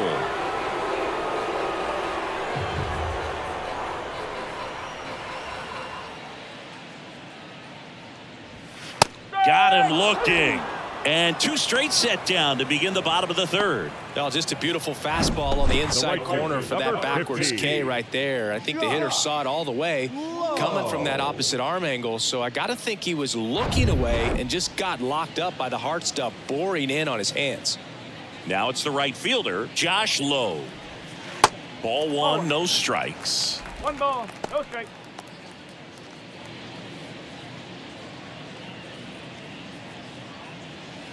Home team down a run as the Rays try and punch back down a run. Next offering is down low, and now 2-0.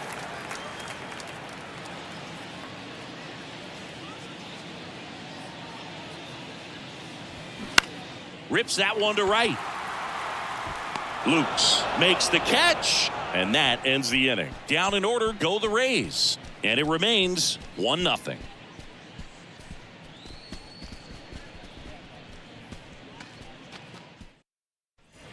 And welcome back. Now here is Matt Chapman. Third baseman, Matt Chapman. The right-hander back to work. There's a sinker at the knees for a strike. Well, he's been incredibly efficient in this one. First pitch strike percentage over 70%. That's well above league average, and that's what's allowed him to pitch well up until this point. Well, these Blue Jays doing a great job, Boog, of just waiting for the right pitch to come their way, and I'm seeing very patient at-bats out of him. He's only given up 1 run, but the starter's pitch count is starting to get up there, and that might be the best news yet for this offense. Bounced up the middle. To first, that's the first out in the top of the 4th. Well, he's doing a nice job of keeping the ball out of the air, lets the defense work behind him with another ground ball. Good execution. And now for the Jays, Nathan Lukes. He was a strikeout victim his first time. You know, sometimes all it takes is getting to the next arm before an offense does any damage, and that might be the case today. Pitch is in for a strike, 0-1.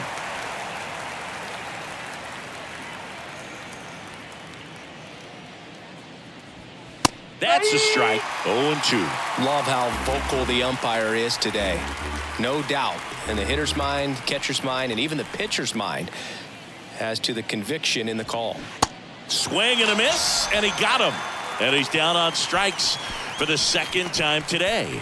Well, take a look at the three-pitch sequence here. Pretty simple in terms of putting them away at the plate. Once you're ahead 0-2 as a pitcher, you can really expand the zone and see how aggressive that hitter is going to be trying to protect and battle. And right there, clearly he was in swing mode, but all you can do is hope to foul that off. Stepping in, Alejandro Kirk. In there at the knees. That's strike one. Alejandro Kirk, stocky catcher, an all-star in 2022. This guy can hit. Yeah, he can, and really just surprised everyone coming onto the scene, doing such a great job that became an all-star with very little big league experience before that. Late swing, fouled off.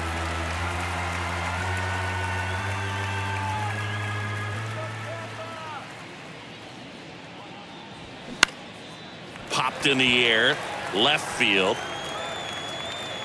Rosarena makes the play, and it's out number 3. Nothing doing for the Blue Jays, but they still lead it 1-0.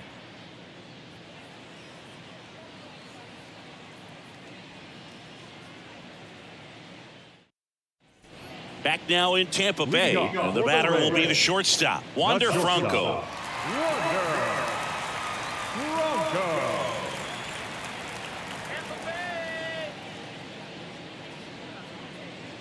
The pitch looked like it was a little bit up.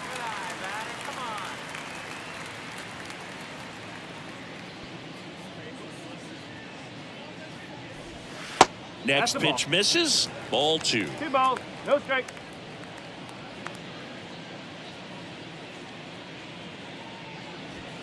And he pumps it a strike.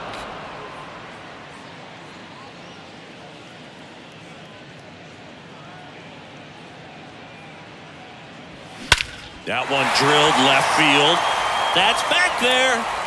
And out of here. A shot to the opposite field. It's his 8th home run of the year. It's 1-1.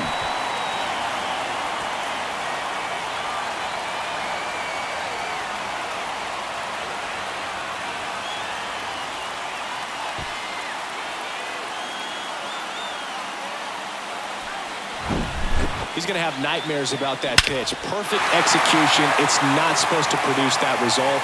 He got hurt by a really good one there, but even a better swing at the plate. So it's all tied up thanks to the home run. Digging in, Randy Rosarena. On a line, base hit. Just kind of sliced that one into center. The batter, number 8. Second baseman. And now it's Brandon Lau. He was plunked in his first trip to the plate. That one pulled foul.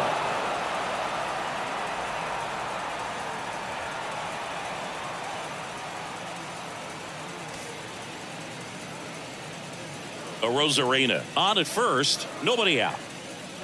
Manoah throws over. Rosarena dives back.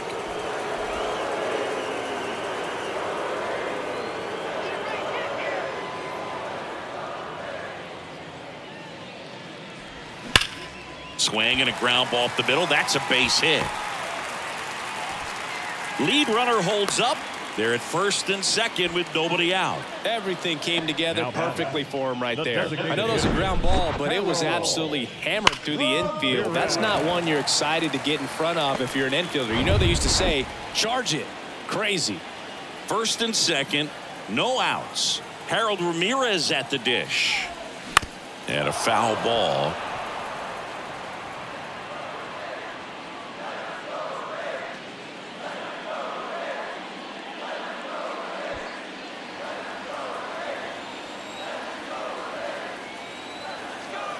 And now the 0-1. There's a strike. Oh, this guy's so comfortable hitting with 2 strikes. Even a good pitch early in the at-bat. If he's not ready to pull the trigger, he's not worried if he gets to an 0-2 count.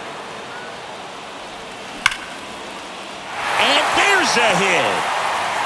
And they're happy to play station to station right here. Bases loaded. nobody out. Every now and then you'll see a right fielder try to throw out that runner at first. The hitter, he takes offense to it. Well, nobody ever tried to throw you out at first.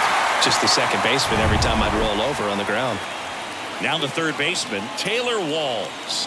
Struck out swinging his first time. And takes low for ball one.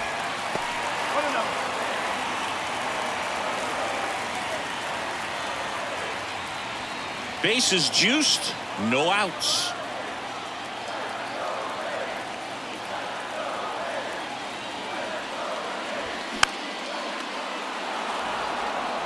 You need a strikeout, and you need a ball perhaps on the ground for a double play, or get yourself a pop-up, something, but you've got to make some pitches. But if he can battle and get through this, he can earn some points. 2-1 pitch is in there, and the count is even. Definitely got the hitter conscious of the pitch inside. Really think the outer half is open. Swing, and he popped it up. And the infield fly rule called. The first baseman, number 55, Luke Raley. Next is the speedy first baseman, Luke Raley. And this is a big opportunity for him to pick up his teammate right here.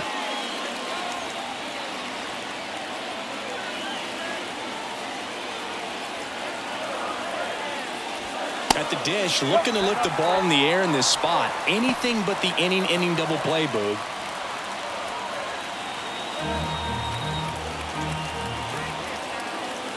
And a pitch. Swings, fouls it off, and he breaks his bat. 1 out, bases full.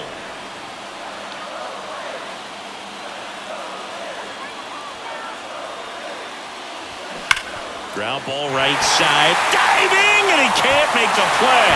1 run's in. The second run scores, and that's a double. Well, he was a little off balance. He got the front foot down, but was so great at keeping the hands back and allowed him still to get good wood to this baseball. Big one there as he drives in a couple of runs.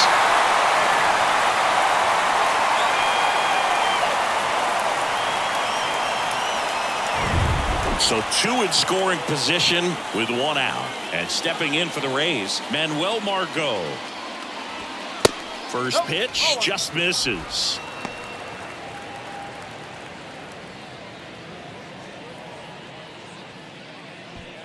Still only 1 out here in the inning.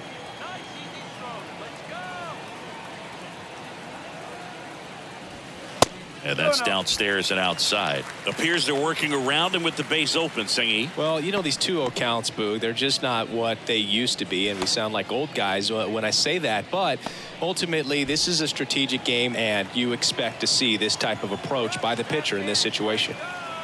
Here comes a pitch. That one missed. Now 3-0.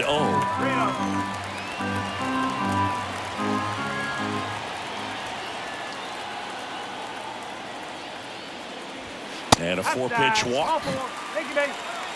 Well, just came apart right there. 4-pitch walk, and the guy at the plate was not going to help him out by swinging at something out of his zone. And the batter now, Francisco Mejia. Struck out looking in his first at bat.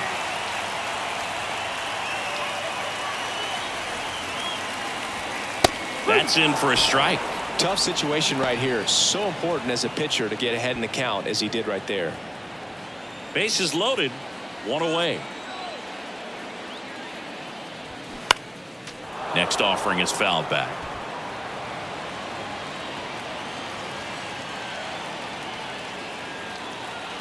And a pitch.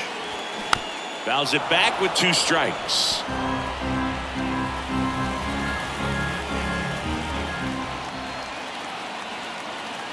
The 0-2 stays alive.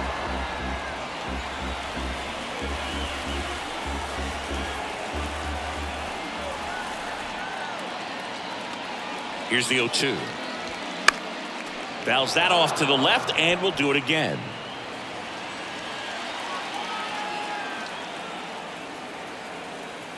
The 0-2.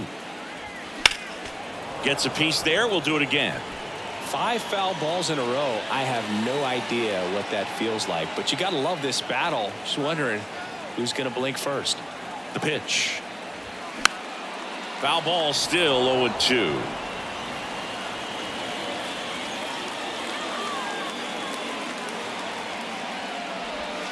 And that just misses. Really good take, especially with 2 strikes.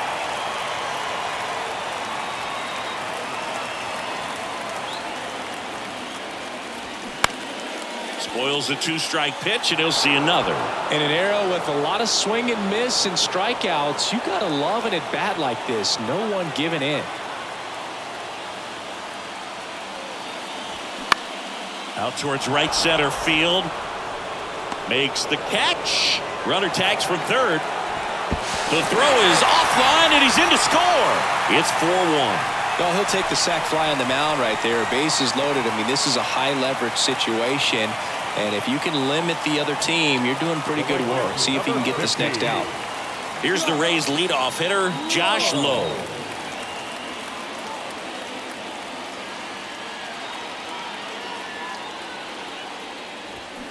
And first offering is fouled off. Well, a really rough inning out there on the mound. And this is one of those where you learn a lot about a guy's toughness and his ability to turn the page and keep pressing forward. Chapman ends the inning after they racked up a bunch of runs. So 9 batters come to the plate. 4 of them score. We played 4. It's the Rays 4 and the Blue Jays 1.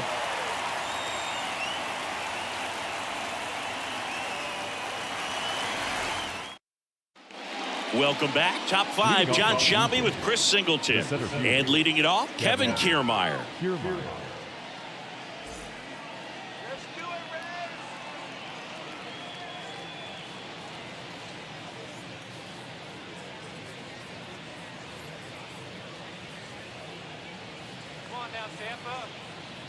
The wide to kick the pitch.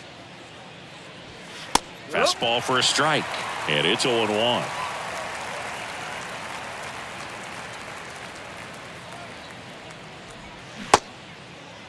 Kiermaier checks his swing, appeal to third, and that's a swing according to umpire Ed Drummond.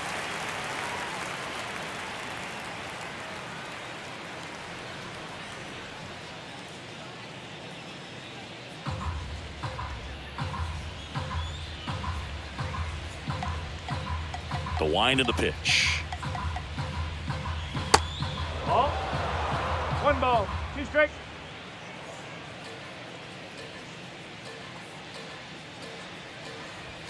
Got him looking. That's a strikeout.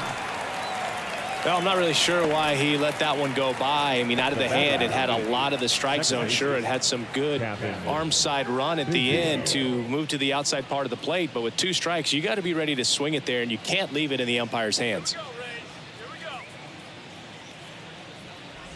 Biggio takes a ball as he stands in for the second time.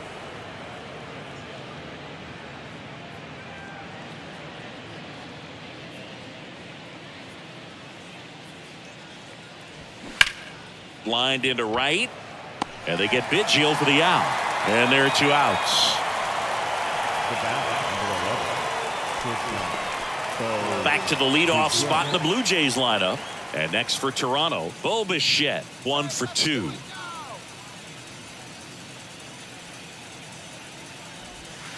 First offering misses the mark. Well, on the mound, very efficient, able to produce an outcome, it seems like, within the 3rd or 4th pitch of just about every at bat. Off the plate, 2 balls, no strikes. 2 down, nobody on. And there's the strike. 2-1.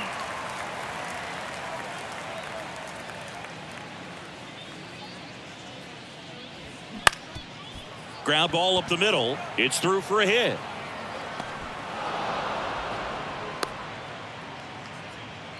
Couple of hits in a row for him here. So impressive that he didn't get tied up or jammed on that pitch inside. Instead, good quick hands allowed him to get the barrel to it, just shoot it up the middle of the field for that knock. Runner at first with 2 away. And now Dalton Varsho. That one finds the zone. It's 0-1.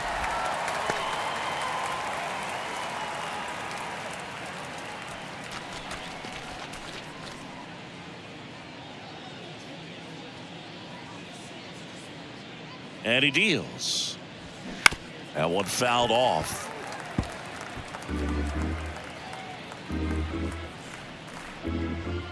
Two outs. Got him looking for the K. Couldn't pull the trigger on a fastball at the knees. One left for Toronto, and this is still a 4-1 ball game.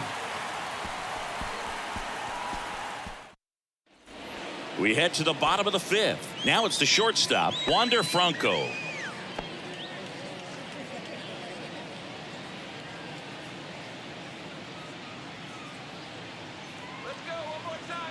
And a pitch. And first offering is fouled off. Now there's a pitch we haven't seen in a while. It's going to be tough on the hitters if he can mix that in whenever he wants. 0-1. Swing and a tapper that rolls foul.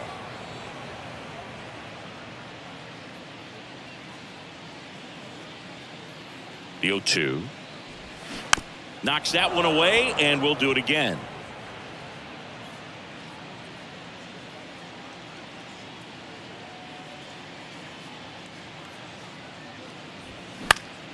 Gets a piece, and it stays 0-2.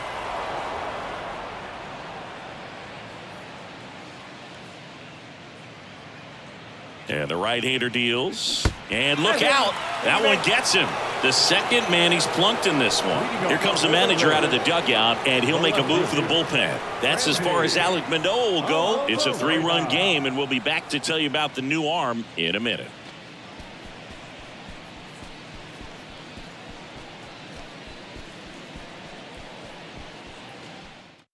Out of the bullpen for the Jays, Nate Pearson. Still pretty early in the ball game, so this bullpen has some work ahead of them. Best case scenario might be if he can come in here and get several quick outs, kind of bridge the gap that starter left for him. So a man aboard. So next to the plate for Tampa Bay, Randy Arozarena. Good swing out of him last time. Ripped a liner into center.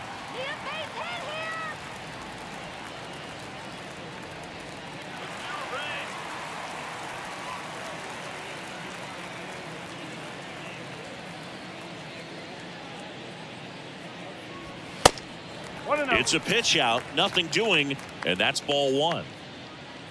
Franco gets his lead at first, nobody out. Pearson a pick to first, and he's back in safely.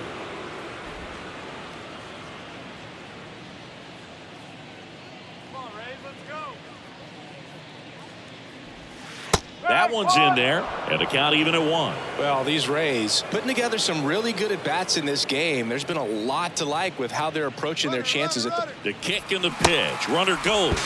Swing and a miss. Throw to second, and great jump. Well, he's really showing us the dynamic skill set he brings to the field on this one. Homered earlier, now he swipes second, showing off the speed. Really fun to watch him play the game.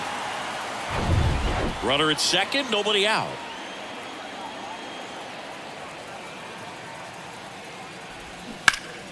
Fouls it off, still 1-2.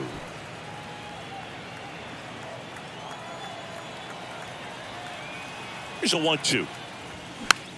Popped up. Bell calls it in, and there's one away. Now batting, the second baseman, Brandon Lowe, the next to hit.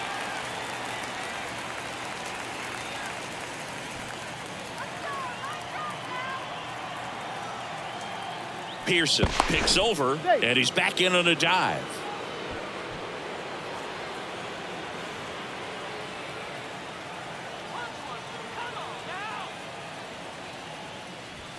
First offering, and it just misses.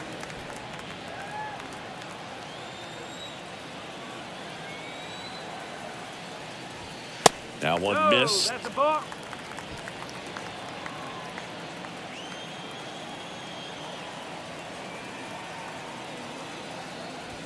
Hit well, right field, way back, and gone.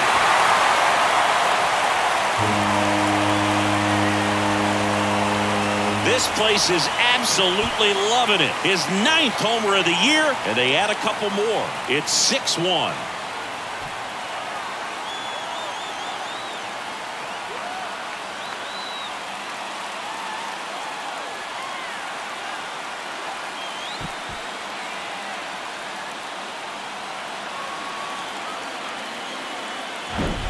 When a guy's got a real hard fastball, you can't overswing. All you've got to do is get the bat head to the spot. If you do, he supplies the power, and you'll get to jog around the bases like he did right there.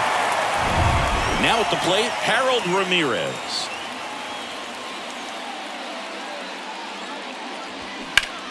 On the ground to third, and that's a fair ball.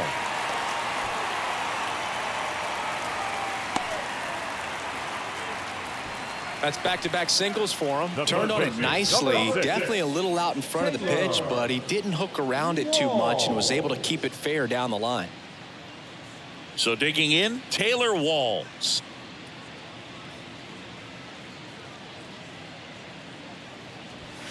And the first offering is not close.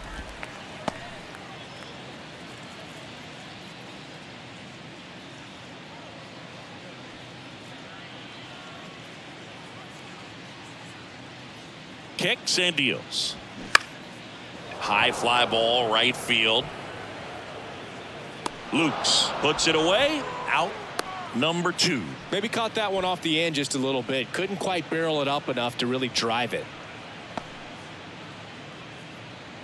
Now up for Tampa Bay, Luke Raley. Luke Raley.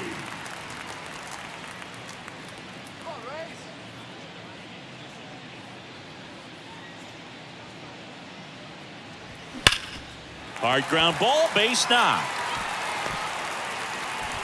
They stop the lead runner at second. Now 2 on with 2 outs. Everything came together for him. Everyone's trying to elevate the ball in today's game, but if you can hit a ball that hard on the ground, it's going to find some holes. Manuel Margot up to the plate.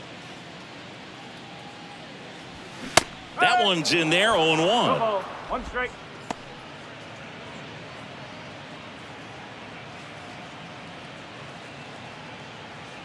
Two outs, couple of base runners at first and second. And it's fouled away.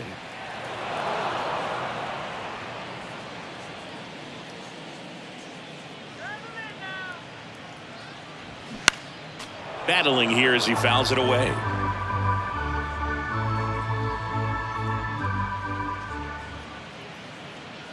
And the righty deals. Check swing, tried to hold up, now an appeal to first, and that's going to be ruled a swing.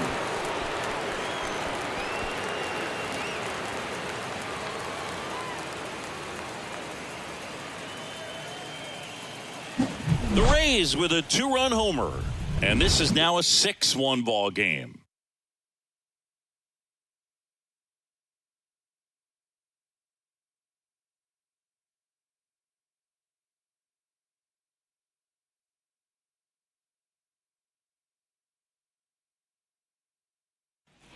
All set for the top of the 6th. Vladimir Guerrero Jr. now. Vladdy in his 4th year, 24 years old, and he's won a Silver Slugger in the American League. Eflin back to work. In there at the knees. 0-1. Well, an at-bat can be a little bit of a dance. Strike 1 here, but a few more pitches. We'll see how it turns out. The pitch. Tapped at the plate, but it's a foul ball.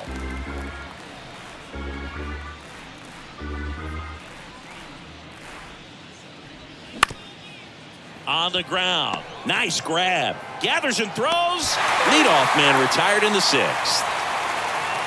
Now back, the first baseman, Brandon Belt. And next will be the cleanup hitter, Brandon Belt. Brandon Belt, who grew up in Texas, played his college ball at the University of Texas, and then went on to win World Series with the Giants in 2012 and 2014. They called him the captain for a couple of years. Yeah, and I remember Bruce Bochy talking about Brandon Belt when he was just coming up to the big leagues and said he was a left-handed Buster Posey. Base knock center field, and that should be extra bases. Around first and hustling for second, and that's a 2-bagger.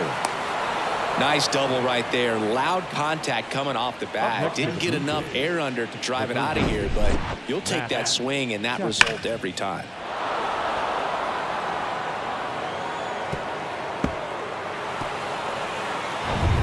here is Matt Chapman. First pitch, and he just misses.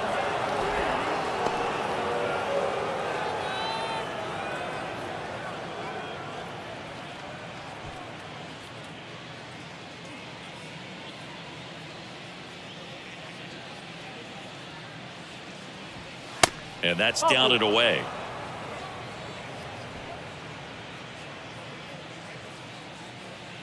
Don't give up the run.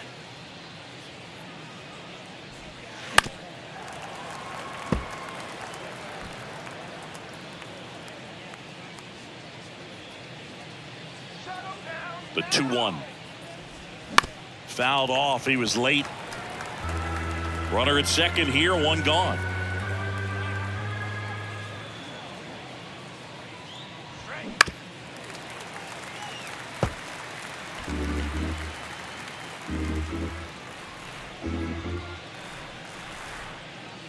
Right-hander kick steals. In the dirt. Well done behind the dish. And here's a 3-2. And a foul ball. He stays alive. One out and a runner at second. Goes down looking. I guarantee he's going to check the tape on that last pitch when he gets a chance, because he thought it was ball 4, and he wasn't wrong. I mean, it was a close pitch. Definitely not an easy call, but especially after a long at bat, that'll drive you crazy getting rung up like that. Nathan Lukes now at the plate. Who's 0 for 2 with a pair of strikeouts. Swings and misses. And that is strike one.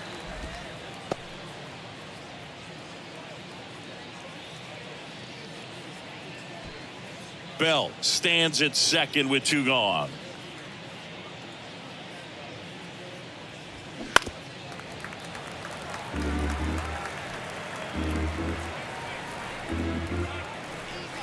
And the 0-2. That's down and in. 2 straight.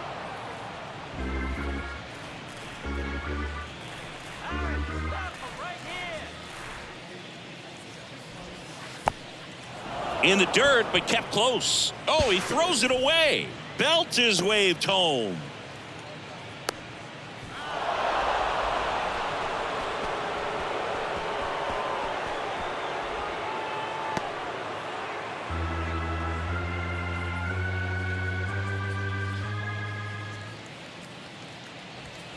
And now it's 3-2. Careful.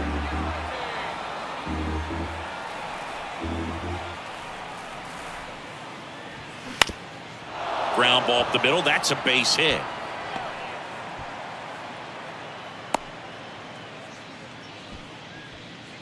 Up next to the Blue Jays. That pretty much split the zone down the middle, and those are the ones where you got to make them pay.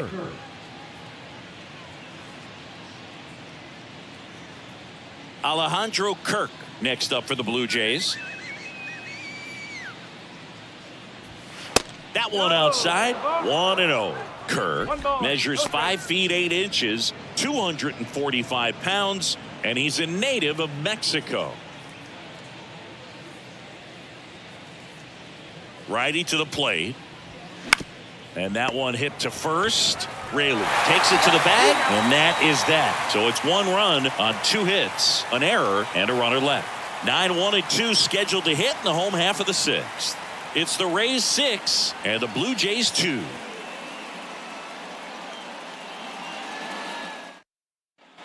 Back here at Tropicana Field, bottom of the 6th inning. And now the catcher for the Rays, Francisco Mejia. And here it comes. Swings through that one for strike 1. 1 strike.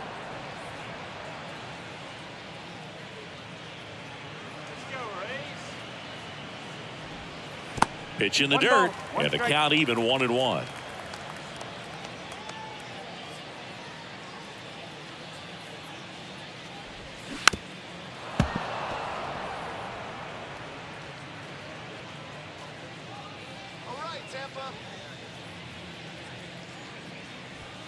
And the 1-2 misses to even the count. Boog, he never moved because he never had time to. With that kind of velocity, you'd prefer that pitcher work away.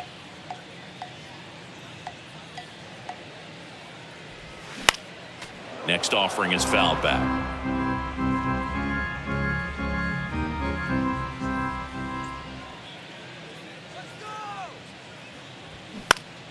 Spoils that one, and it remains 2-2.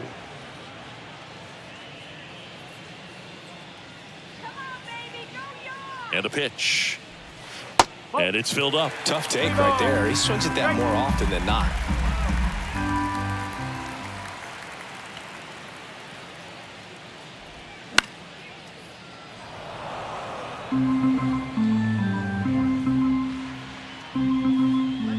The kick, the 3-2. The punch out there. One gone here. Really good battle right there, and that final pitch probably could have gone either way. He was hoping he'd get ball 4. Instead, the umpire rings him up for the backwards K.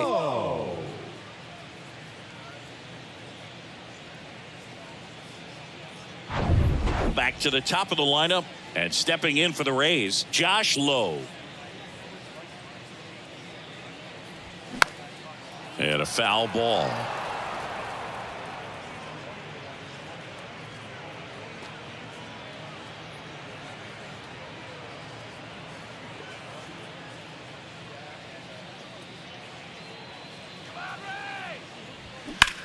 That's towards center. Kiermaier trying to get there. And puts the squeeze on that one. That's out number 2. Tampa Bay, the shortstop, Wander. Here's Wander Franco. He's already homered in this game.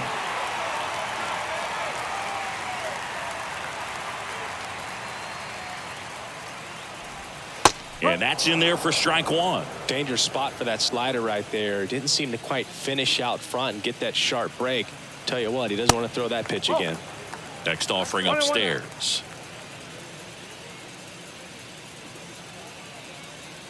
Righty delivers. And now 2-1 after that missed inside. In this situation, as the number 2 hitter, 2 out, nobody on, you want to be a table setter. Work the at bat, get deep, whatever it takes, get on first base. The count 2-1. Ripped into right center, and that should be extra bases. Now he turns and heads for second. In safely. It's a double and his second hit. Drove that ball nicely, put a great swing on it, and it jumped off his bat. Kind of put it all together there, and he's rewarded with the double.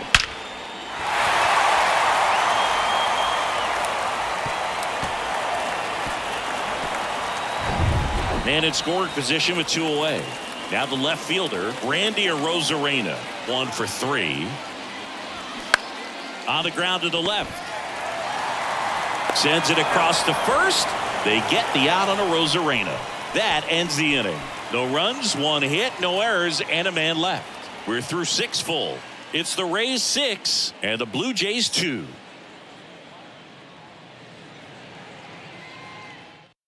They turn things over to the southpaw, Jalen Beeks. And he's got a nice lead to work with, so he should come in throwing strikes, attacking these hitters.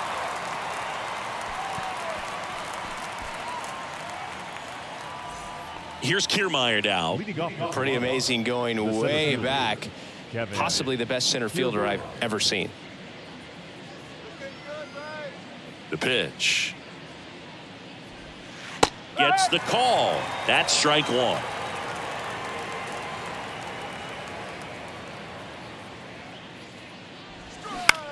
And a swing and a line drive at a right field.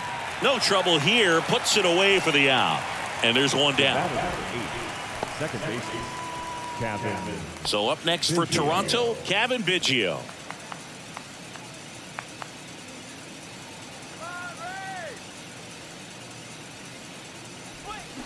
And a big swing and a miss. Activity in the bullpen. Trevor Kelly, the young right-hander, up and throwing.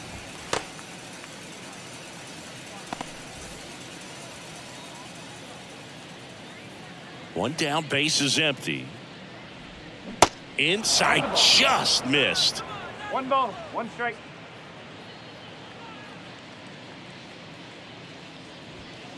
Foul ball.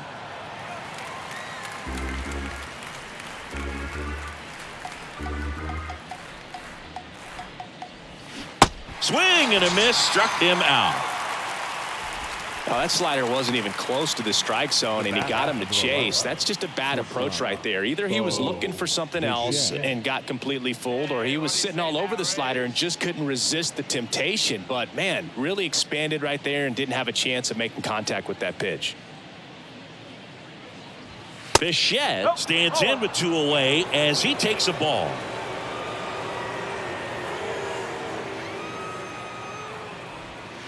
Pitch misses. 2 balls, no strikes to count.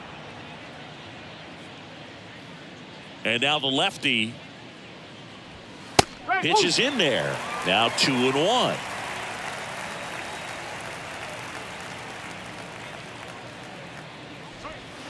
There's a strike.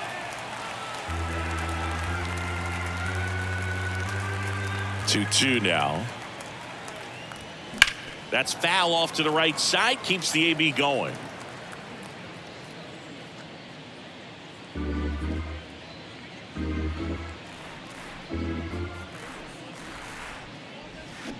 And now it's filled up.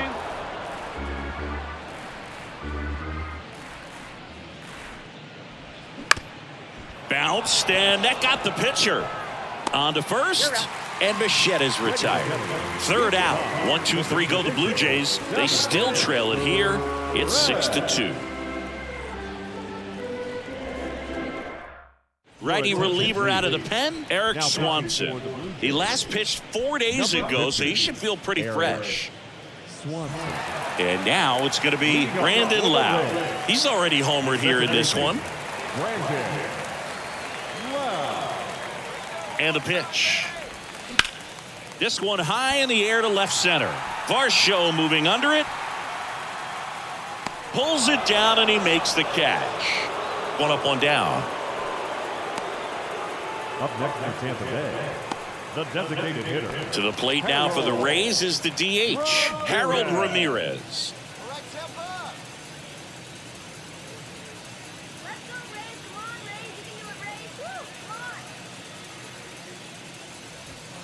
And the first pitch misses for ball 1. Toronto's bullpen with some action. Tim Meza, the left-hander, up and throwing.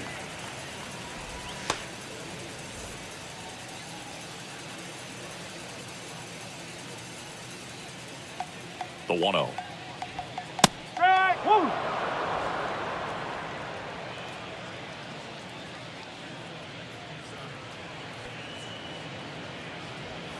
And that's a little bit high.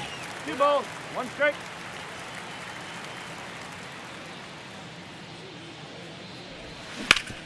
On the ground, out to short. Dives, but it kicks off his glove. He doesn't have a throw, and they catch a break as they get a base runner at first.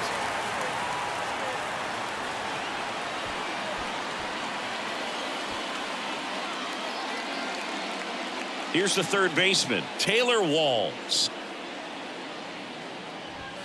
And immediately pumps in a strike to the left-handed hitter.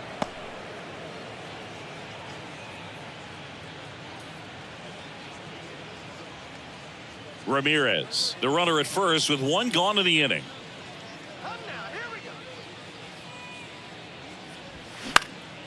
That's out to center field. Kiermaier moving under it. Hauls it in, and there's 2 away.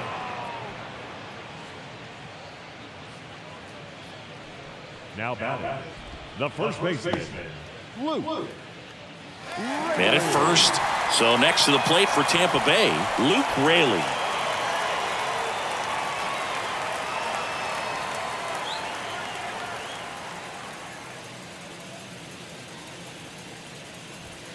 And that's too high.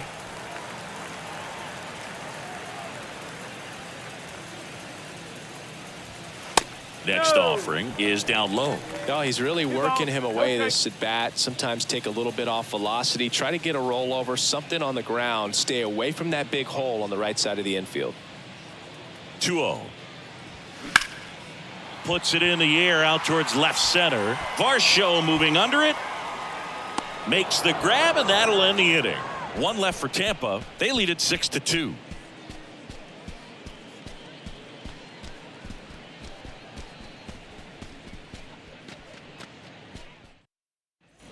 Back here at the ballpark. Now here is Dalton Varsho. The Blue Jays in striking distance, but have some work to do. Boog, it starts with the leadoff man. Need a good at bat out of him right here. And a pitch. Swing and a miss as he was late that time. Well, they just threw that fastball by him, elevated, and if you're not looking up in that location, very difficult to catch up to, especially with that velocity. That one misses. 1 ball, 1 strike.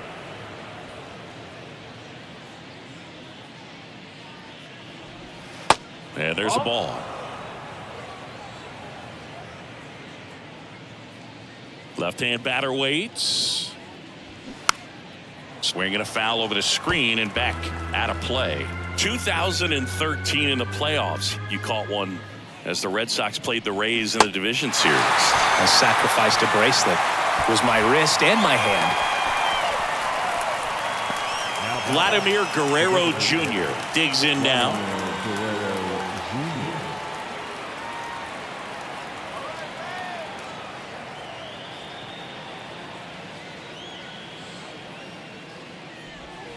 And that one just misses. A ball and no strikes.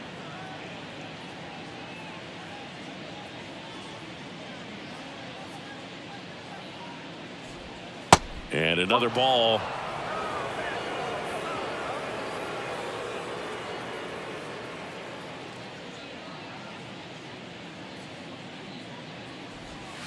The next offering misses, and it's 3-0.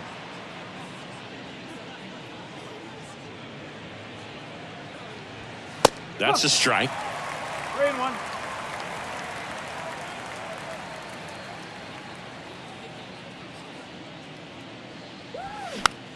Swing and a pop-up. Reaching for it and brings it in. Now back. First baseman, Brandon Bell.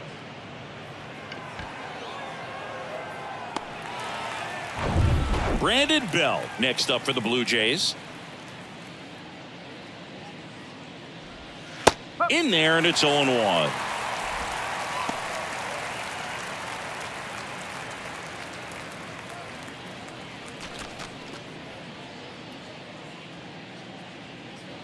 The pitch.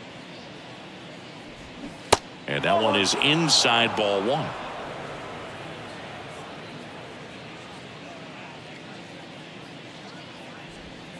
Good eye right there. 2-1. The 2-1. First pitch strike from the pitcher, but then no panic at all by the hitter. Very patient, showing good discipline. Now he's in the driver's seat with the 3-1 count. Right back to him on the mound. Sends it to first. Yeah, they get Belt for the out.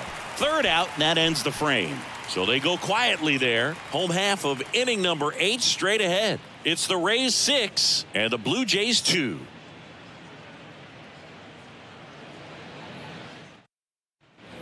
And welcome back. Ready for the bottom of the 8th. Now up for Tampa Bay, Manuel Margot.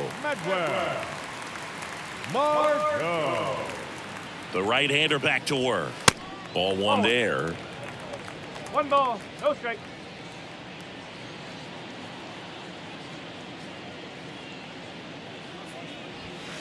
And that one is in for a strike. Well, it looks like he's wanting to work the upper part of the strike zone. What does that mean? Top hand better be working for the hitters. Adjust that side a little bit. Give yourself a chance to hit. That's off the mark. 2 balls and a strike.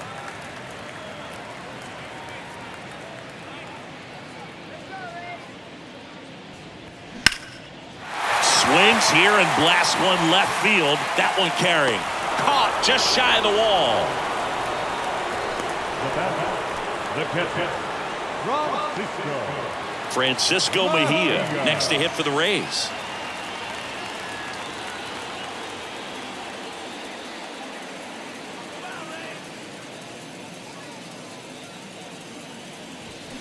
Pulled hard, but it's a foul ball.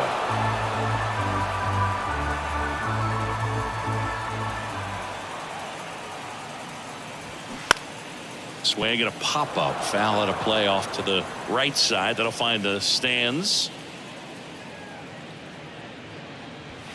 Struck him out without a swing.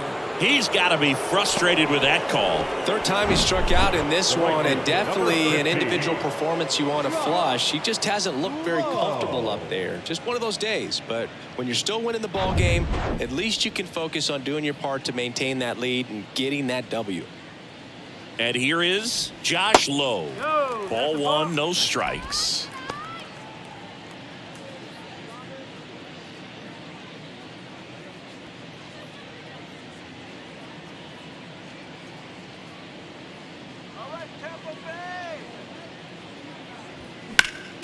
Next offering is fouled back.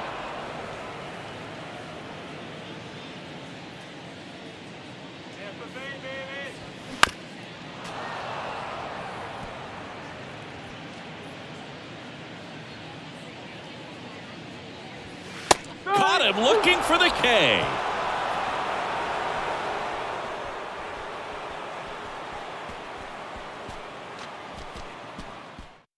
Trevor Kelly into the game. He's pitching on 2 days rest. Number 44, Trevor Kelly. Now it's Matt Chapman. Leading off for Toronto, the third baseman, Matt Chapman. The pitch. There's a strike. Kelly measures 6 feet 2 inches. He features a two-seam fastball, a curve, a changeup, and he works in a slider. On the ground to third. Gathers and throws to first. And the leadoff man retired here in the ninth. The right fielder, Nathan Lucas. And now the right fielder, Nathan Lukes.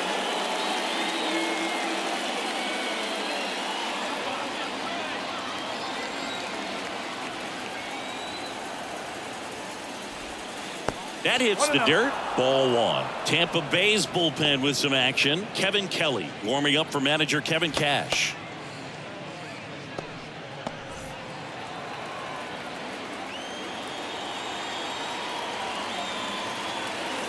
And the 1-0. That one pushed foul out of play off to the left.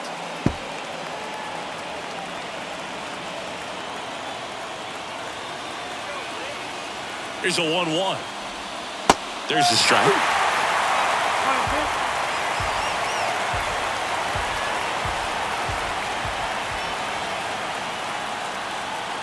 Here's a 1-2. Foul ball left side. He'll see another. He's mixing his pitches really well. Late on that fastball after seeing the changeup. See if he can elevate one. I think if he does, he'll get the swing and miss. Right through there. Got it. 2 away. Well, he's going to have some thinking to do when he leaves the ballpark after this one. That was his third strikeout, and this one looking, obviously, so he's been a little overmatched. He's got to find a way just to be more competitive up there at the plate.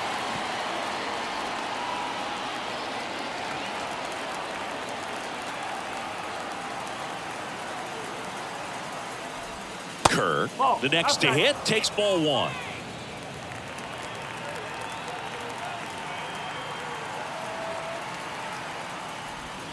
Next offering is in for a strike.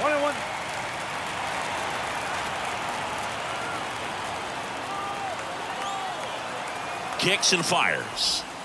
Swing and a miss. And the count 1-2.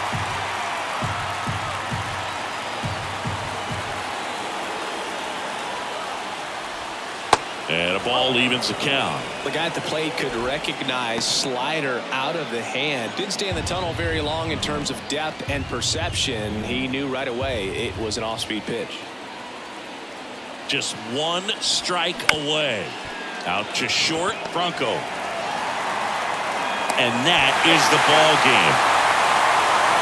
Whether you're a season ticket holder or you just come to a couple of games a year, to see your team win at home, there's just something special about that. Good job by these guys to get it done for the hometown fans. And your final 6-2 for Chris Singleton and our entire outstanding crew here. It's the Miami Marlins going up against the Colorado Rockies.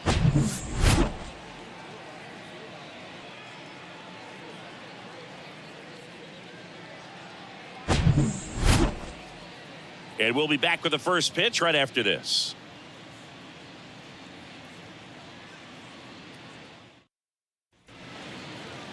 All right, just about set to go. Our starting pitcher in this one, Kyle Freeland.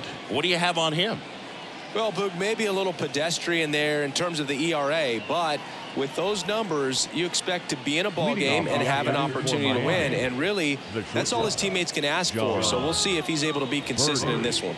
And stepping in is the speedy John Birdie. That misses the zone, and we are underway.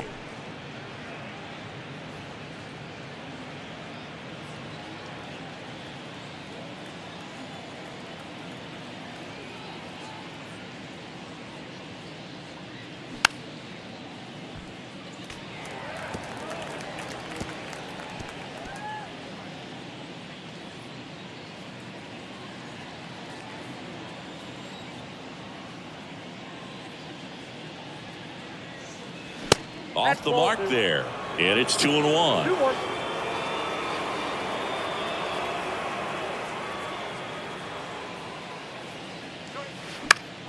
And fouled off.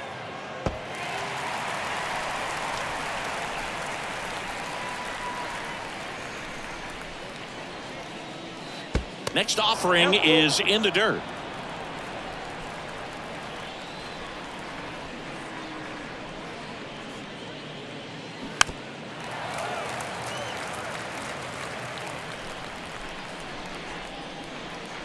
The pitch. Gets a piece and stays alive. 3-2.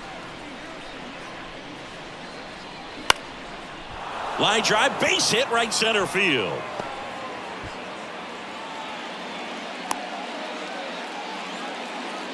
Hitting is really easy for some guys. One thing that I can see already, his bat stays in the zone on plane for an extended period of time.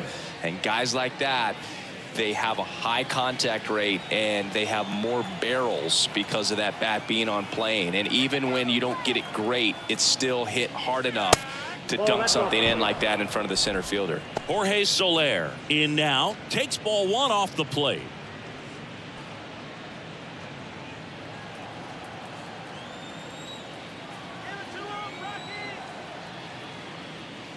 That one finds the corner, and the count 1-1.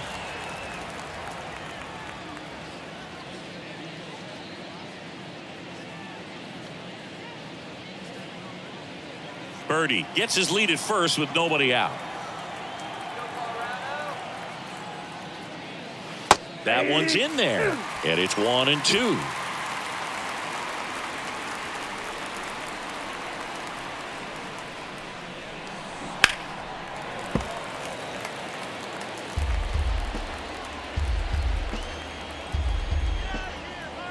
Step off throw to first. Birdie back in standing.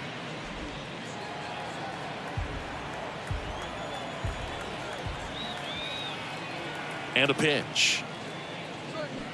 Stays alive. Runner at first with no outs here. Now snap throw to first. And he's back in standing.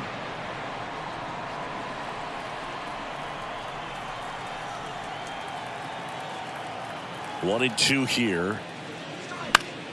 Keeps the at-bat going with a foul ball.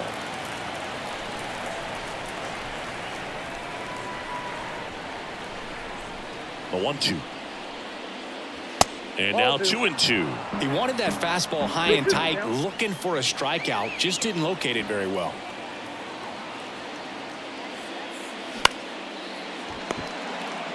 To second, that's one.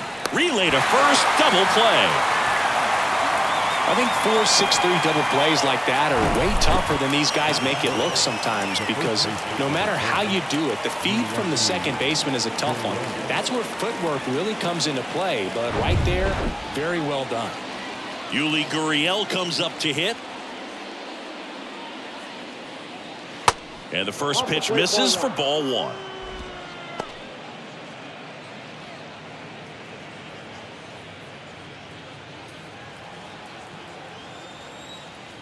The big lefty turns, kicks, deals. Hey!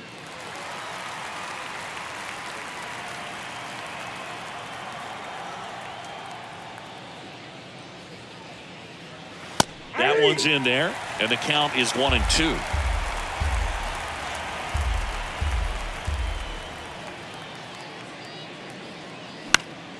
In the air on the infield, and that's the inning.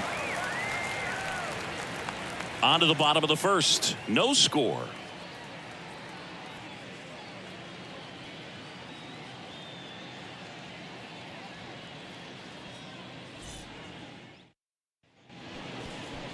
Back here at Coors Field, today's starting pitcher, Braxton Garrett. Singy, he's kind of a road warrior, yeah?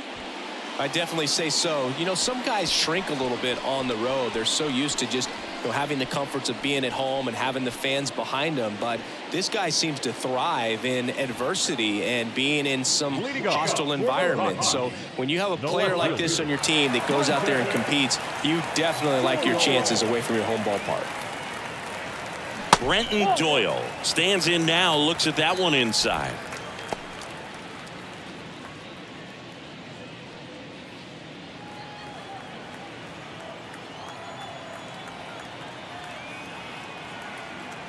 The wind and the pitch.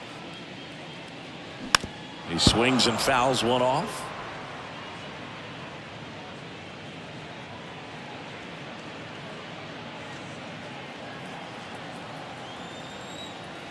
Here's a 1-1. And he drops it down the third baseline. Zips it across. Got him trying to bunt for a hit.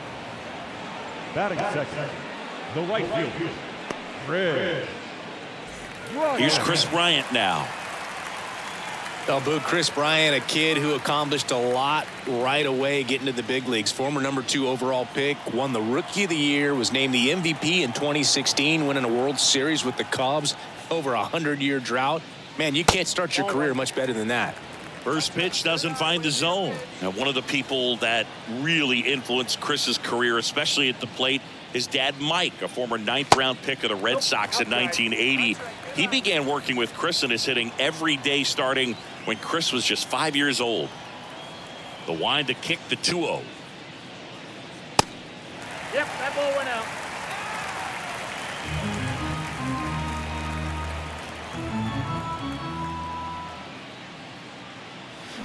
There's the strike, 3-1.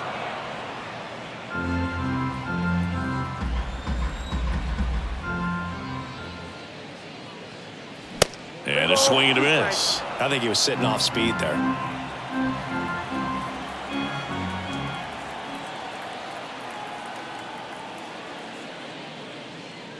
And there's ball 4. What a battle. It's not always easy laying off a 3-2 pitch, and I tell you what, he earned that walk. And now it's Elias Diaz. And takes low for ball 1.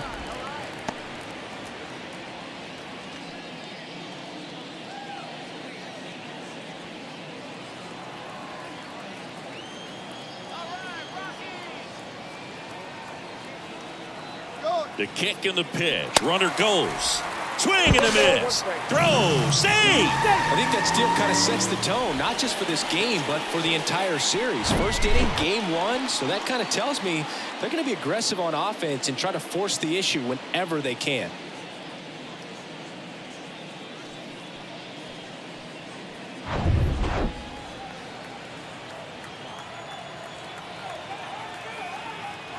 At the belt and fires. Foul back our way, and that's out of play. Runner at second here, one gone.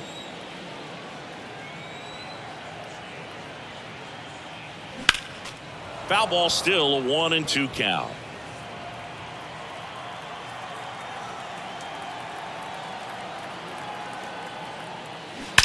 He swings and drives one out to deep left field. It bangs off the wall, and they'll score first. It's 1-0. Good two-strike hitting right there, Boog. A bit of a lost start for some, so that was nicely done to beat the odds. He absolutely ripped that ball out front and almost got it out of here, man. Just a really strong, balanced swing, and a fraction of an inch different on the bat, and it is probably out of here. One gone, runner at first. Next to hit, Randall Grichuk. And that one just misses. A ball and no strikes.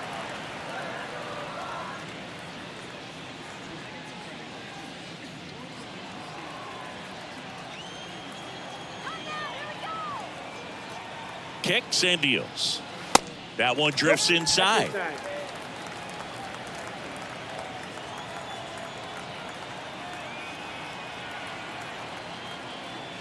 Pitch misses, and that's ball 3. They've got him working a little harder in this first frame than he anticipated.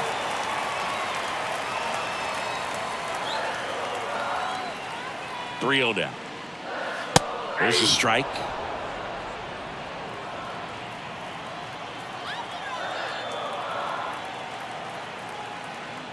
And that's ball 4. Well, interesting. He went with the off speed and walked the hitter. Man, you got to challenge the guy with the fastball. So first and second with one man gone. Ryan McMahon steps to the plate. That one's in there, 0-1. This might be the most pressure you put on this guy today. You got one run in. You got to try to get another one or maybe two. Here's the 0-1. That misses off the outside edge. Well, Boog, early on in this one, having a hard time getting settled in. He's not showing control to throw strikes, and let alone to throw it where he wants in the strike zone. This could be a tough one for him. The 1-1 is fouled off. All sliders so far in this at bat to get ahead in the count, and clearly shows there was a game plan in mind for how to attack him in the box. Hacks and misses. It's a strikeout. So first and second with 2 outs. Ezekiel Tovar digging in for the Rockies. Lifted in the air, right field. Hampson has a beat on it. He makes the grab, and that is that. So 1 run in the inning on this base hit. It's now 1-0.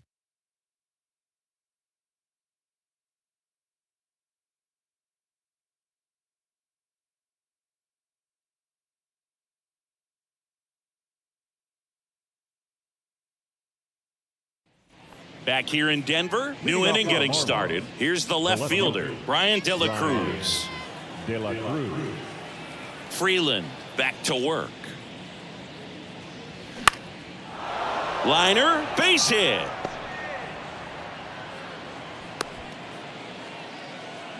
Well, no waiting around right there. He was ready to swing it on the first pitch. Anytime you rip a line drive the other way, you feel really good about what you did at the plate. You trusted your hands, you let the ball travel, and you took the barrel straight to it. That's great work right there. And now here is Nick Fortes. Right side. Bryant makes the grab, 1 away.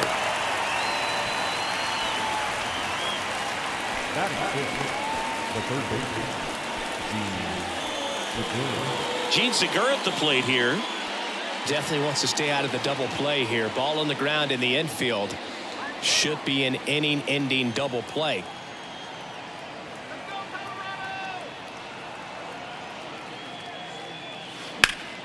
Swing and a liner foul off to the right. De La Cruz leads off first with 1 away. Ground ball could be 2. Tovar over to second. Their second double play already. This one ends the second inning. 1 hit in the inning, but no one left. Now to the bottom of the second. It's the Rockies 1 and the Marlins 0.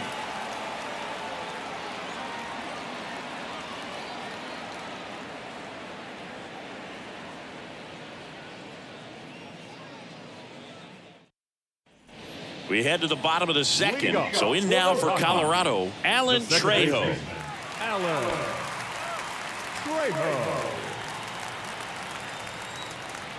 Here comes a pitch. Clips the corner. Strike 1.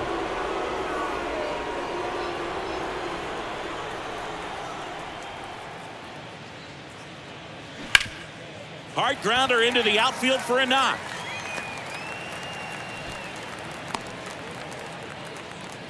Couldn't have timed it up any better than that. Timing on the swing was good. Able to shoot the ball up the middle. Didn't square it up as much as he probably would have liked, but that's a good approach paying off. Here's Michael Toglia, a switch hitter batting right. It's interesting he plays kind of a power spot defensively, but runs pretty well. So when you're looking at that position, you're not expecting someone that has maybe above average speed, but he does.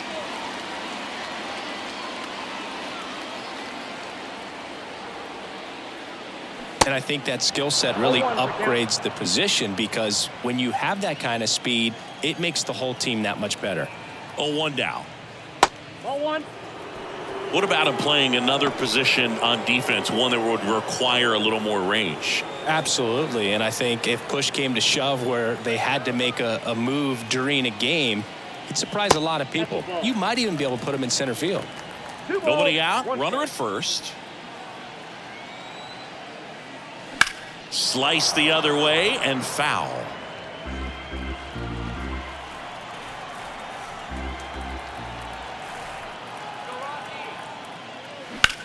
In the air, out towards left center. Pops over the wall, and that's an automatic double. And boy, do they catch a break. Otherwise, you're looking at runners around the bases and probably a run that scores. And here's the catcher, Austin Wins.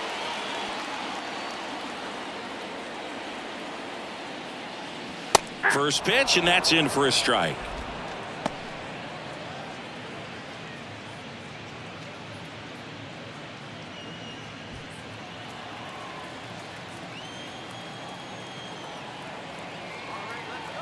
And here it comes. That's a little bit low. Patrick Johnson behind the plate. Patty Johnson to some, Boog, but I'd ask permission first before I called him that. Does a pretty good job back there. Occasionally we'll see a couple of sideways looks from players, but that kind of comes with the territory, right?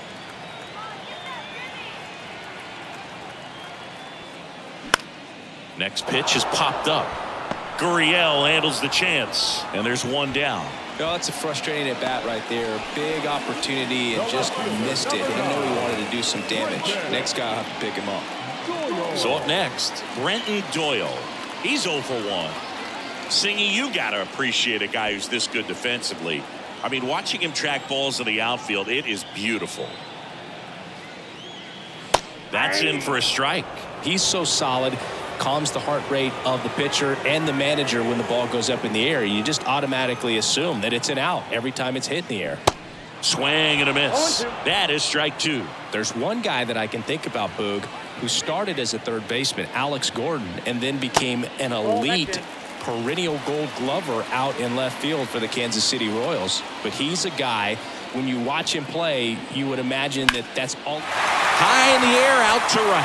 Hampson on his way over, squeezes it. Both runners tagging. It's a sac fly as he comes across to score, and they take a 2-run lead. Well, that's a quality at bat right there. You know the situation. You need something in the air and deep enough, and that's exactly what he did. Good pass to the baseball. Chris Bryant gets a chance to hit here. The walk and a run scored his first time. Yeah, some guys just have instincts, right? I mean, that's the way it goes. We talk about Larry Walker, the Hall of Famer, and his instinct on the bases, despite the fact that he didn't play a ton of baseball as a kid. The 1-0. I remember Mark Kotsay was a real good defensive outfielder. Good instincts, not great speed. And the pitch. So a foul ball makes it 1-2. Yeah, and I figured you would get Kotsay into this because you had a free dinner at his house the other night. That is true. Swings through that, and it's a strikeout. Good job at damage control right there. 1 run, a pair of hits, no errors, and 1 left on. We head on now to the top of the 3rd. It's the Rockies 2 and the Marlins nothing. Back here at the ballpark, on to the 3rd inning. Now batting Jonathan Davis. Jonathan Davis. Freeland back to work. And that is in for a strike. And it's 0-1. First pitch strike right there for him. He's going to have to do that consistently if he's going to give any length to his skipper. And it's even up. Just missed with that backdoor breaking ball. If he gets a swing and miss or called strike, 0-2 count. Instead, it's 1-1. Look for him to go back to that pitch later in this at bat. Misses outside. Now 2 balls and a strike.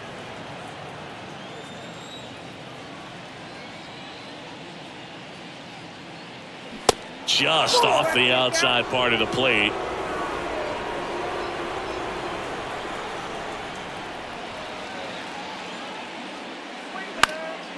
Now a pop-up on the infield.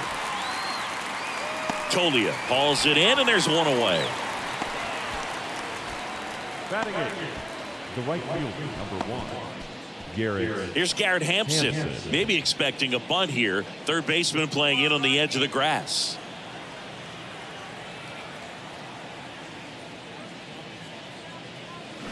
He swings and misses at the first pitch. 0-1.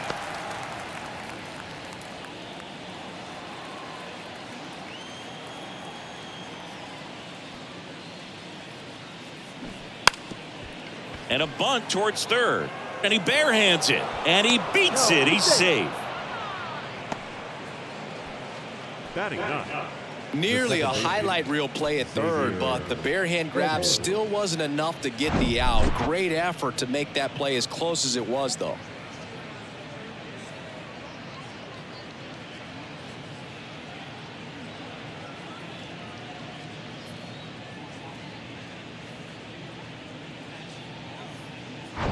Man at first with one gone. Xavier Edwards, the next up for the Marlins. Snap throw to first. And he's back in easily.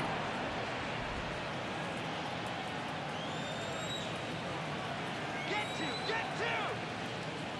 Swing. And that one fouled off.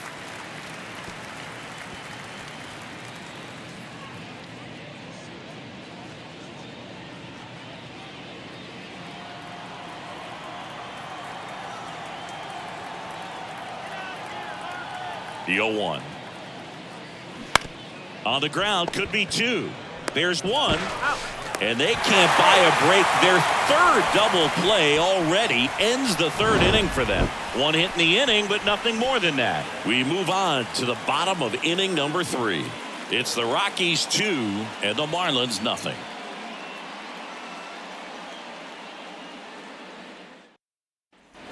Welcome back. Set for the bottom of the third. Here's Colorado's DH, Elias Diaz. The wind of the pitch. Here's a strike. Diaz, 32 years old, and he was born in Venezuela. And it's 1-1. I got a ball, 1 strike.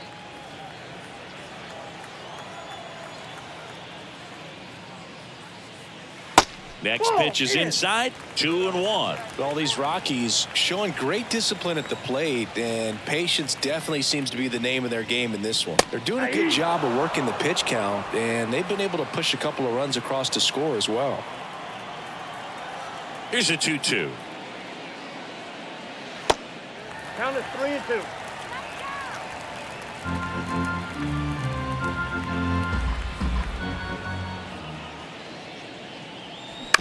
Up the middle. Gets it to first. Leadoff man retired here in the third. Still relatively early, but with a pair of runs already on the board, the ripple effect of that high pitch count might set him up to do more damage later in this game. Randall Grichuk now. He reached on a walk his first time.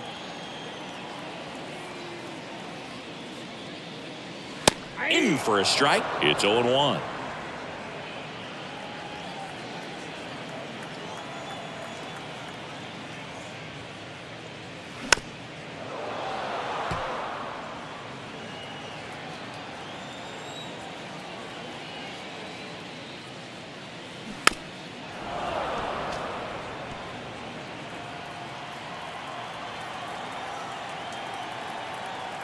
One down, base is empty. Fights that one away, and the count remains 0-2.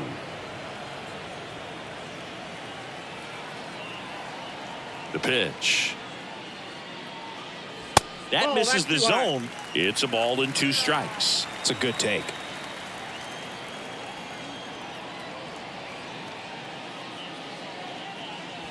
Not even close there. 2-2.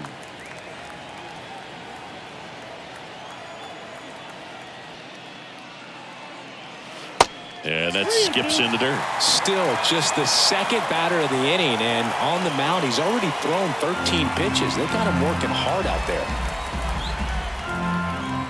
And now the lefty. Good plate appearance there. able to take the walk. Oh, you know this guy wants to swing it, but he's showing some good patience in this one. It's the second time he's taken ball 4. Now the third baseman, Ryan McMahon. 0 for 1. He struck out swinging last time.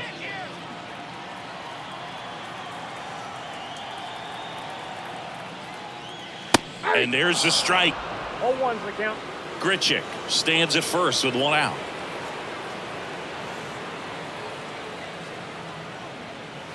That one is upstairs.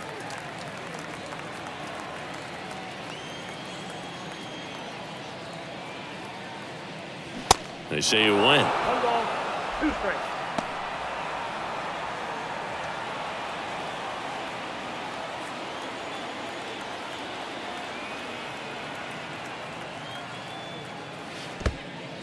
Now he can't squeeze it behind the plate. Runner holds tight as the count moves to 2-2. And a pitch. Comebacker to the mound. Over to second for 1. What a double play that was. Inning over. Offense held in check there. On to inning number 4. It's the Rockies 2 and the Marlins nothing.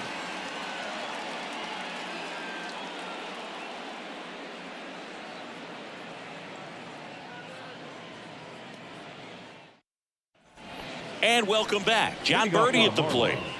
Chris, his skill set straight out of the mid-80s. Good contact, not much power, and he could run. He always uses the wheels to his advantage. His biggest challenge in this day and age is to not get caught up in trying to hit home runs because so many people are. He just has to understand that his skill set is unique and he's very valuable for any ball club. If he does that, he'll play a long time in this league. And now it's even up.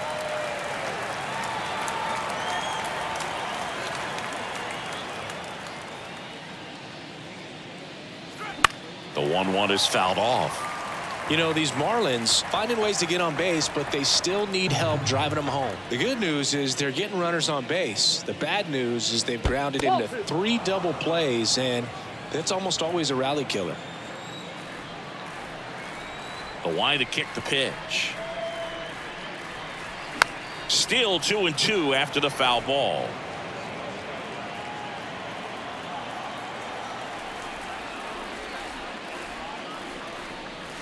Next one just misses. Full count now. Expect for that guy to come right at you with a fastball, something in the zone, because he does not want to allow the leadoff walk.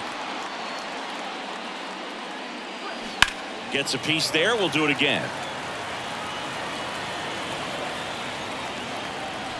3-2. Payoff pitch. Swing and a ball popped up. He's there. He's got it. And there's one away.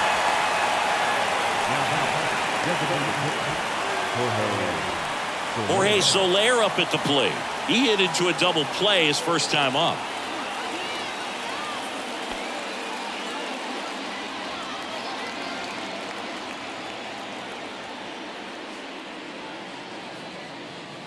And that's in there for strike 1. He's been very consistent with his command out there on the mound, consistently throwing at the knees. Pretty impressive when a guy can repeat his delivery like this.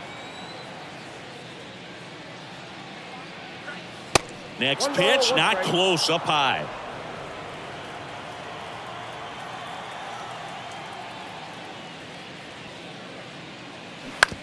Bounce to third, and he grabs it in foul ground. The 1-2. And that's downstairs and outside.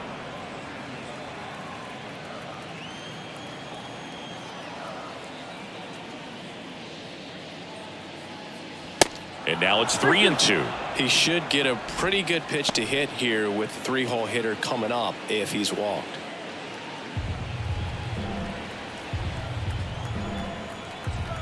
Kicks and fires. Here's a high fly ball out to center. And he makes the catch. 2 away now. The first baseman, number 10. Here's Gurriel. First time up was a pop out.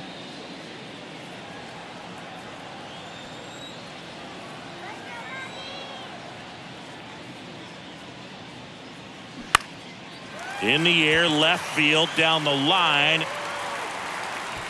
And Gurriel is out. And that will end the inning. So no runs, no hits, no errors, and no one left. To the bottom of inning number 4 now. It's the Rockies 2 and the Marlins nothing.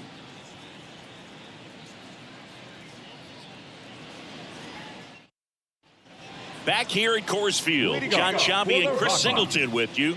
And leading off the bottom of the 4th, Ezequiel Tovar.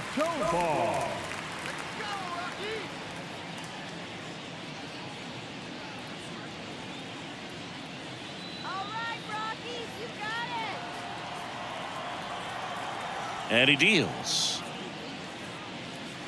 On the outside corner, 0-1.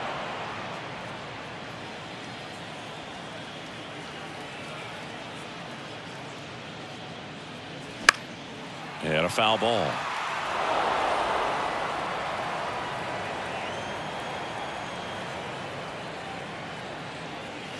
And down on strikes he goes. Leadoff hitter retired in the 4th. Next to him for the Rockies, Alan Trejo. 1 for 1 with a single and a run scored so far.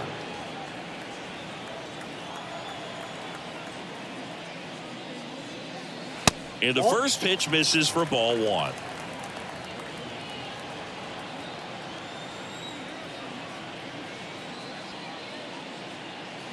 And he takes a strike.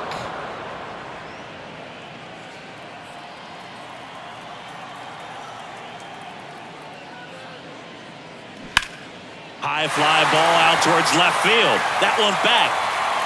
Out of here. He circles the bases and they boost their lead. It's 3-0.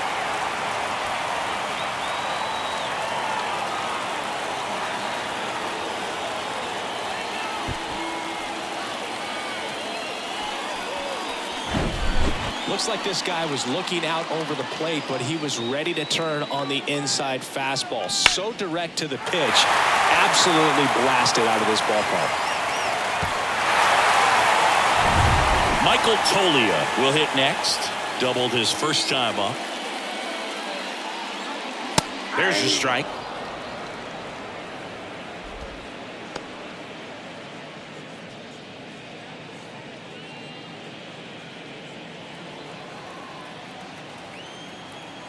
The pitch. Way out front for strike 2. One of the better pitches he's thrown in this game, but he just hasn't been able to do it enough, unfortunately. You know, he could be getting a feel for that slider, though, so maybe that's something he can build off of.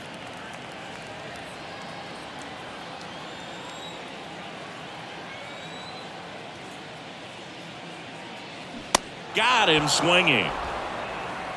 Well, that's always the key to effective pitching is getting ahead in the count. And as a pitcher, it really allows you to start expanding the zone. Guys become defensive, and all of a sudden, for the hitter, that plate starts to get really wide.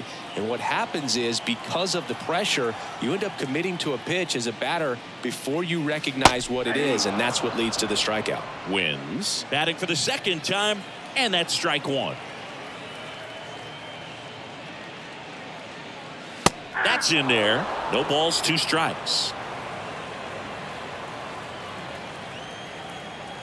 2 outs. And now 1 and 2.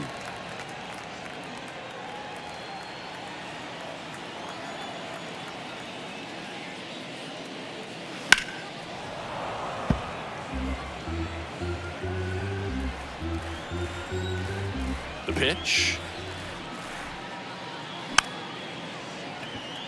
Edwards brings it in for the 3rd out. The Rockies tack on another with this one. It's now 3-0. You're watching Major League Baseball on The Show.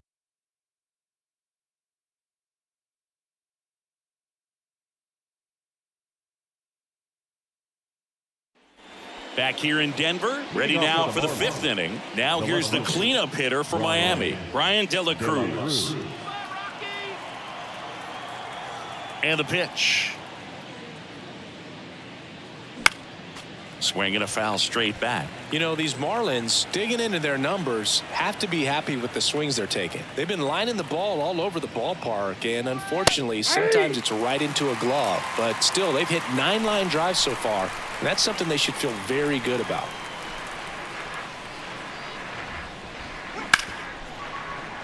Dives, and he can't hang on. Oh, the throw is wild, and it's going to wind up out of play. Well, you can't give him 2 errors on that play, but that's pretty much what it looked like. Tried to stay with it after the bobble, and he might have pulled it off with a good throw, but it's very easy to rush the throw when you don't field it cleanly. A lot of times guys don't have a good grip on it, and I think that was the case right there. And at the plate for Miami, Nick Fortes. Flied to right his first time. Swing and a high fly ball down the left field line, but hooking foul. Speaking of those line drives, you can't get too discouraged when they don't drop in for you. It's important to remember that you pretty much did everything right, and that's just baseball sometimes. The pitch. No ball, 2 strikes.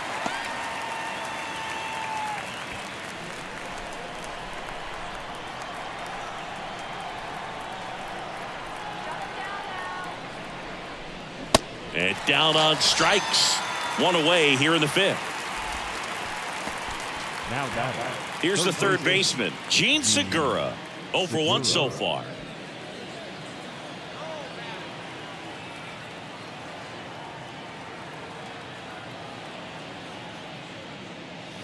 First offering misses badly for ball 1. De La Cruz, the runner at second with 1 away. Next one misses, and that's ball 2. 2 balls, no strikes.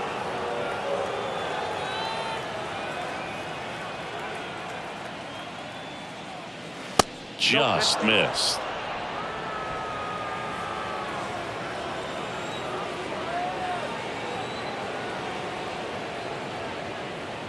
And he walked him. Ball 4, that pitch low. 4 pitches. That's an easy walk, man. He could have walked me right there, Now Boo. batting. The last one wasn't even close. Jonathan. And now the center fielder, Jonathan Davis. He popped out his first time. This is a guy who's in the lineup first and foremost because of what he contributes defensively, Chris. And when you talk about preventing runs from being scored, this guy is a big contributor. They get the tag on him, and yet another twin killing. Their 4th of the day, and it ends the inning. A hit and an error in the inning, but they fail to score. Last half of the 5th coming up. It's the Rockies 3 and the Marlins nothing.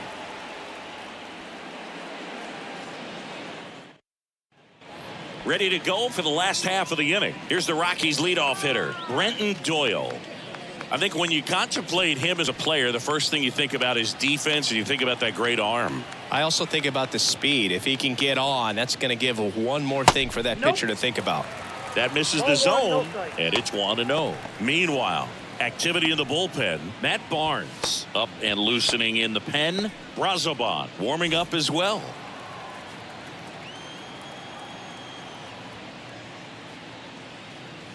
That's in for a strike. I was always told it's hard to take you off the field when you play really good defense, especially at a premier position, and that's what he does.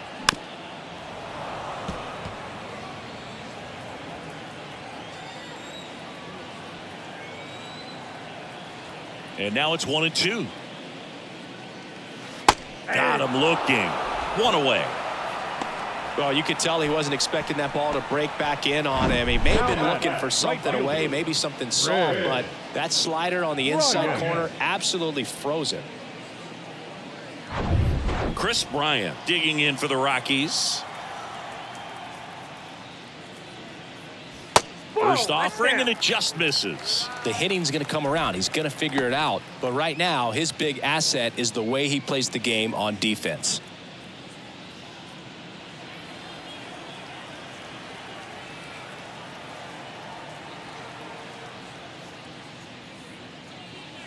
And it's even up.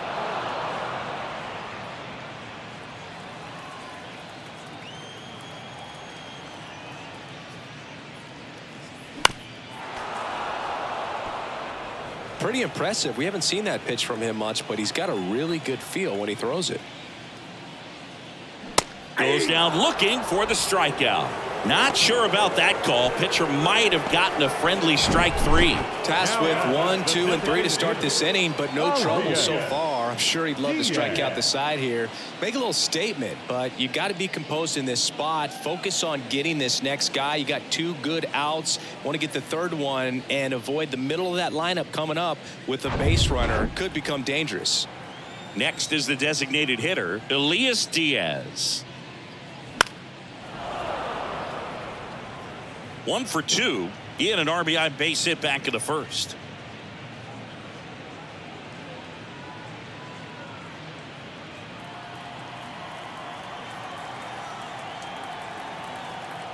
And the 0-1. 1-1.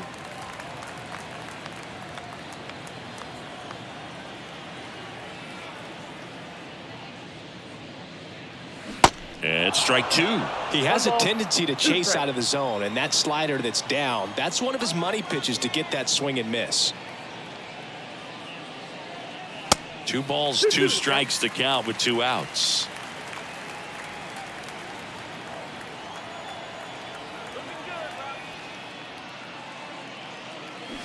Swings and misses, struck him out. Rockies are down quietly, but they lead at 3-0.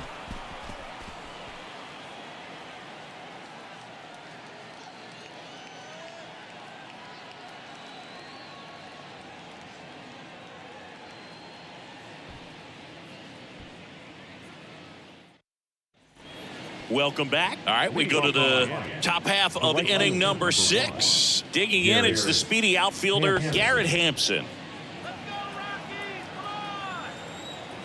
Freeland back to work. And that one sliced foul. The 0-1.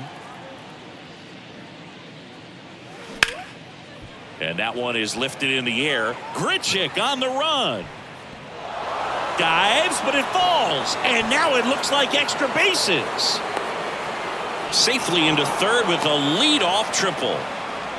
Couple of hits in a row for him here. Put a really nice balanced swing on it. And when you can rope one into the gap like that, you're thinking extra bases from the first couple of steps out of the box. And he'll feel real good about that one. And now for the Marlins, Xavier Edwards.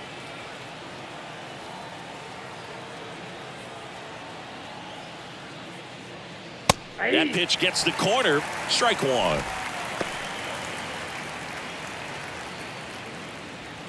Hampson, the lone runner, stands at 3rd with no outs. Next pitch off the plate. 1-1. This is a situation where the hitter is looking for something up in the zone that he can get his arms extended. What you have to be careful of is that pitch that's up, that's in on your hands. That'll pop you up in the infield, and that's exactly what the pitcher wants. Swing and a high fly ball out there towards left field. Doyle pulls that one down, and that should get the job done as he tags from 3rd. He's in on the sac fly, and it's now a 2-run game. In that situation, you're looking to get something up in the zone that you can put in the air. Worst case scenario, a sacrifice fly to drive in that runner from 3rd. So the batting order turns over. John Birdie getting ready to hit.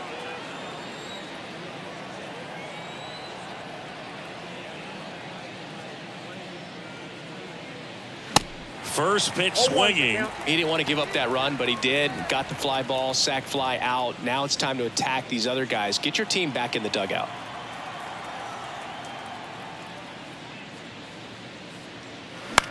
To the right side, and it's through for a hit. So they get a man aboard with a 1-out single. Not much to this one other than just a willingness to go the other way and put the ball in play. That's a team at bat right there. Nice job of staying back and letting the ball get deep. And now a chance to maybe get creative on offense with good speed on first. Jorge Soler, the next up for the Marlins. His splits between April and May there.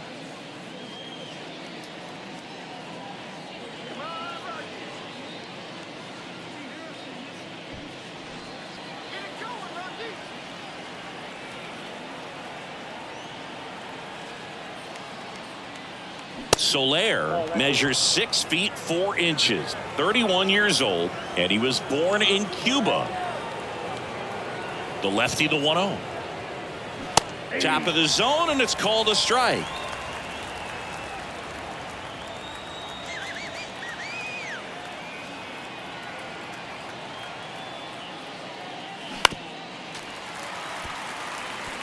With 2 strikes, may see some movement over there at first base, try to stay out of a double play here.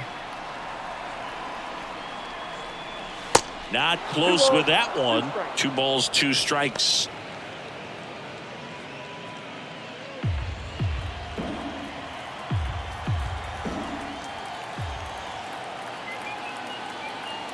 Birdie runs.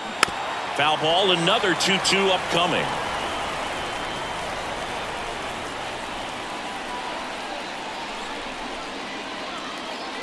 Step off, throw to first, and he's back standing.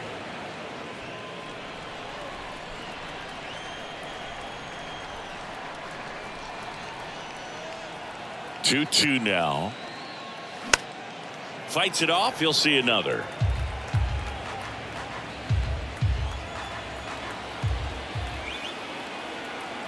At the belt and fires. A rope into right, and that's a base hit.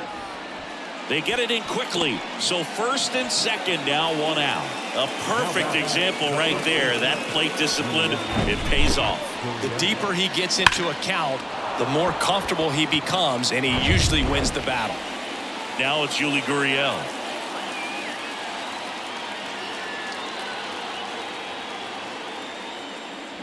There's a strike. He's looking for a ground ball to get a double play and out of this jam.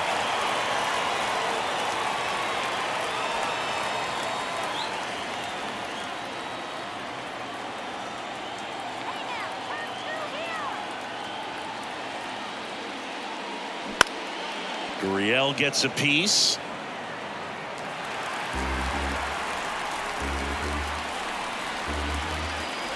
Kicks and deals.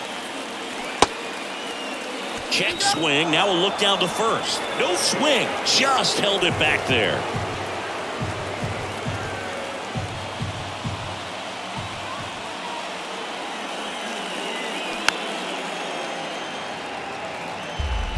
Runners at first and second with 1 gone.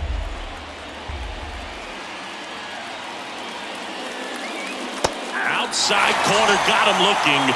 He can't believe it. No, you got to be ready to swing the bat with a runner in scoring position and 2 strikes. Just put the ball in play somewhere, and you got a chance. Very frustrating for him, I'm sure.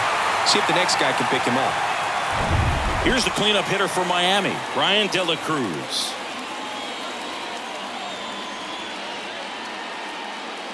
First offering misses the mark. Count 1-0.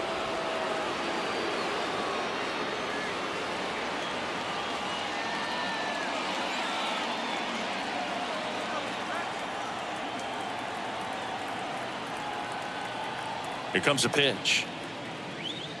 That one missed. Could be some action here on this next pitch. Couple runners on. Probably a challenge pitch coming.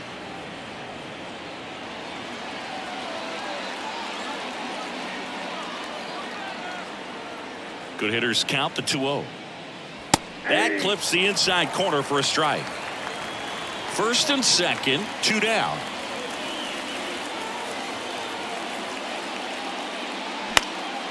Late swing, fouled off.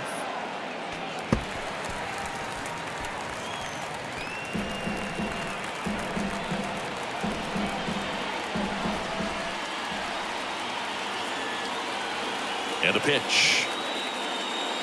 And now the count filled up 3-2. So both runners should be on the move here on the full count pitch. Yeah, this is a good chance to tie up this ball game. See if he can find some open grass in the outfield. And here it comes. Foul. We'll see another payoff pitch.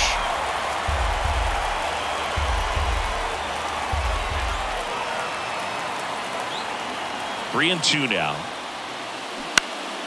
And a foul ball. He stays alive.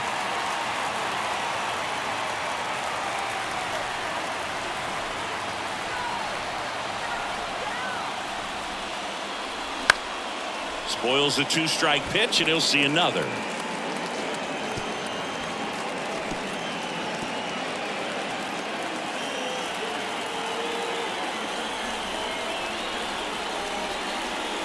And they're all loaded up. Did miss by much right there. Just couldn't get the call off the inside corner. 2 outs, bases full. Now it's the Marlins catcher, Nick Fortes.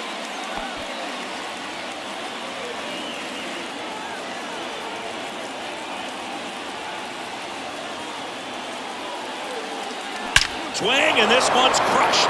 No doubt about it. Grand slam. He sends it out of here. 3rd home run of the season, and they slide in front in the 6th. It's 5-3. Oh, that one won't stay below the radar. That made a lot of noise.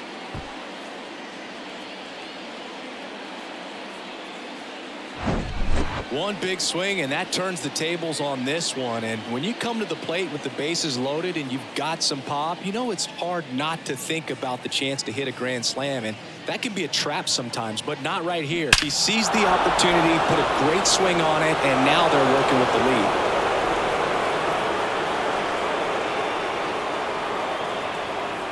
lead. Here comes the skipper out of the dugout, and he's ready to make the move. Kyle Freeland won't go any further, and we'll be back with their first arm out of the pen after a quick break.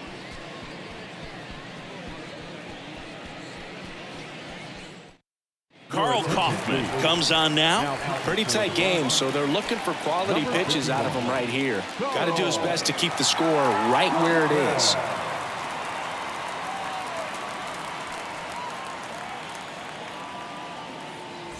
So digging in, Gene Segura.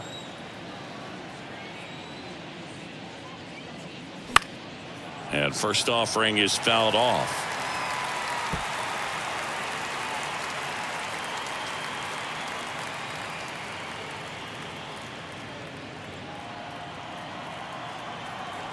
And the righty deals. Swings through that one out in front that time. Man, he really sells the changeup with that arm action. And 1-2. 2 strikes.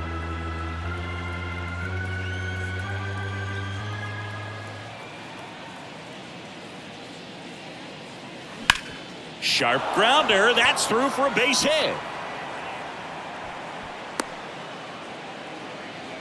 Love how he let that ball travel, trusted his hands. Nice job of going the other way. Davis.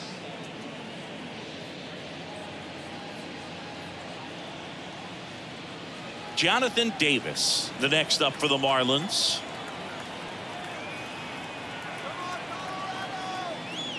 First pitch doesn't find the zone.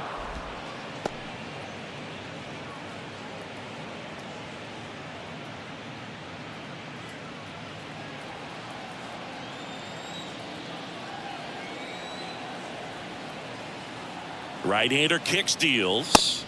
There's a strike.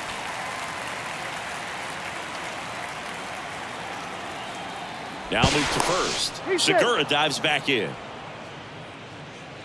Segura leads off first with 2 down to the inning. Swings and misses. And a count 1-2.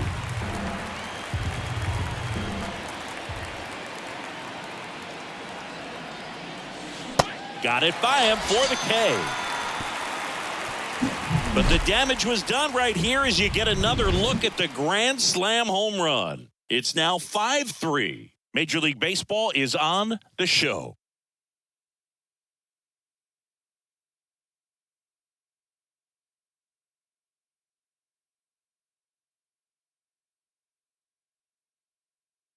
Back now for the bottom of the 6th, and there's a new pitcher on the mound, Matt Barnes. He last pitched 2 days ago. Attention, please. Now pitching for the Marlins, number 32, Matt Barnes. Here's the center fielder, Randall Grichuk. For the Rockies, the center fielder, Randall Grichuk. The pitch. Bounce to the right side. Gurriel takes it himself, and that's 1 out as they get the leadoff hitter in the 6th. The third baseman, number 24, Ryan McMahon, the next to hit. And when you talk about elite defensive third baseman, this guy is at the top of the list. In there for strike one. Stud. When you look at players like this, you play that hot corner. Got to be pretty courageous over there with the way balls come off the bat. That's the kind of guy that every year you expect him to be in the All-Star game and have a Gold Glove, if not a Platinum Glove. In time to Gurriel. And a couple of quick outs. Ezequiel Tovar digging in for the Rockies. Struck out on just 3 pitches last time. So what are the skills you look for that make a really good defensive third baseman that elite? Well, Boog, one of the things I think about immediately are just the feet. Does he have good feet? Is he able to quickly react? And when you have good feet, you've got soft hands. And soft hand defenders are able to make tough plays look easy. Next offering is in for a strike.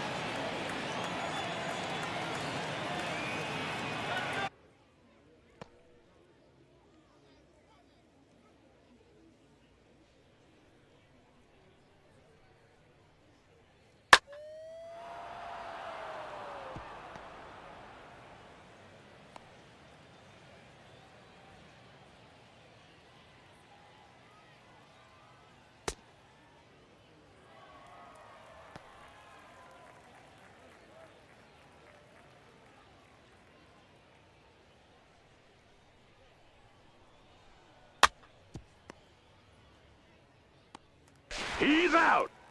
Out. Now that's a double play. Strike.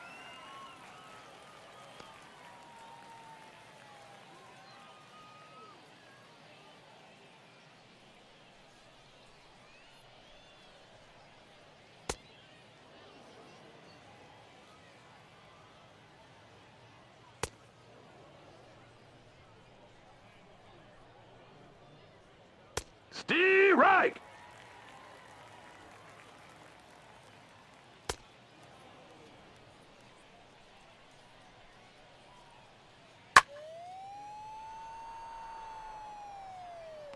He's out.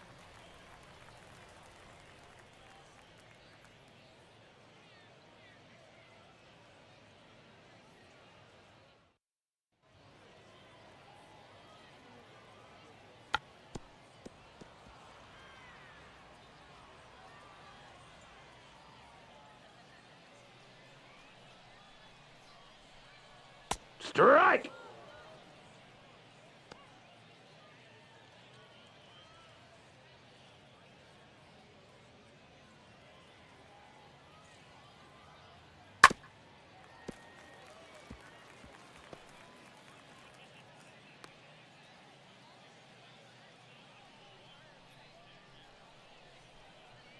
Strike.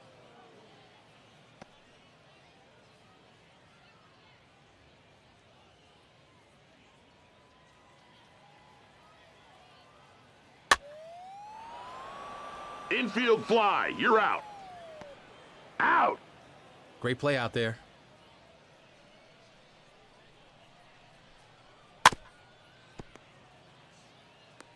He's out. Double play. Now that's a great play out there.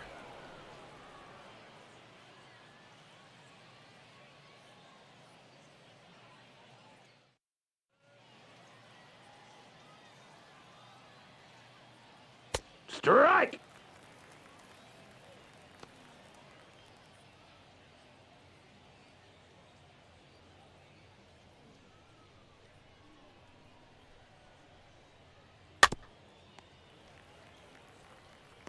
Out.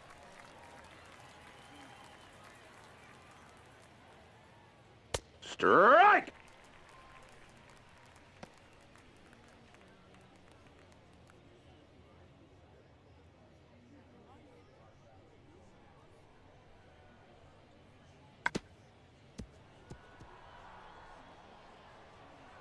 He's out. What a play.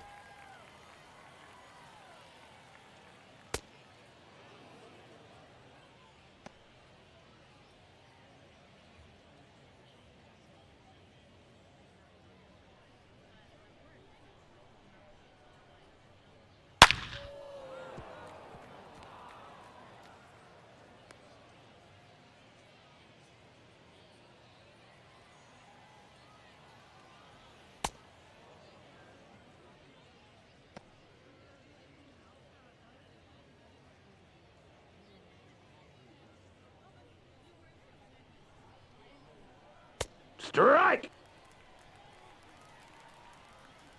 Strike! Out!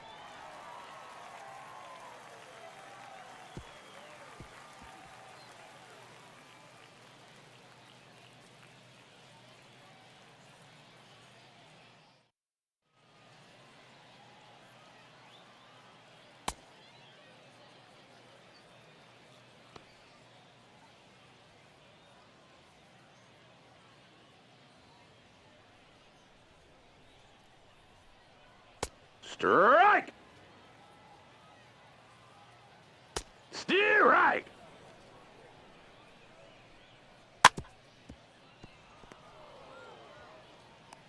He's out! Strike!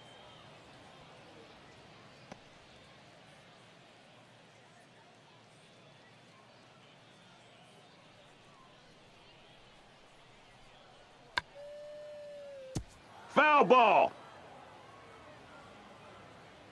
Out!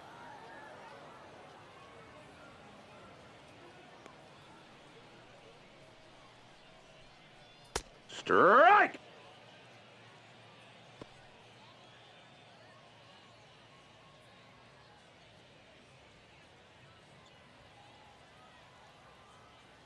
Strike!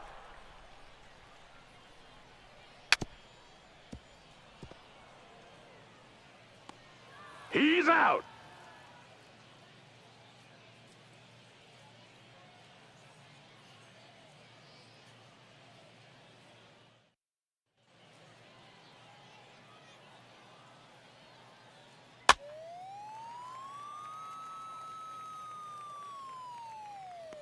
Out!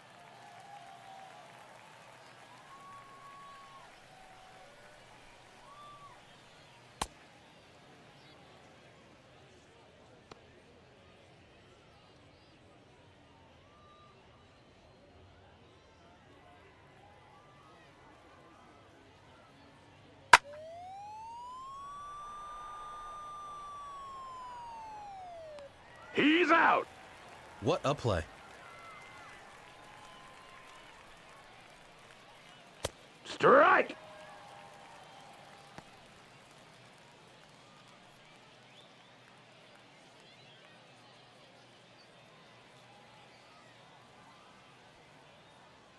Strike!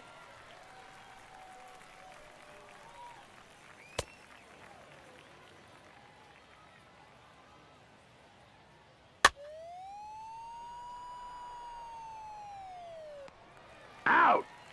Now that's a great play.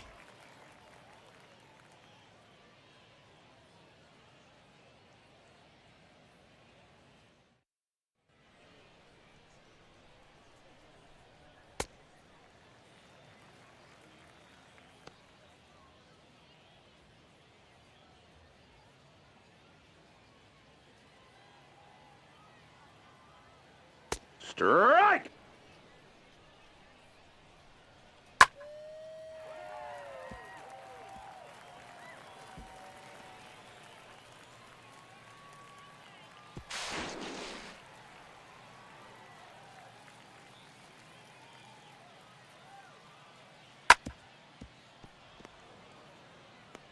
He's out!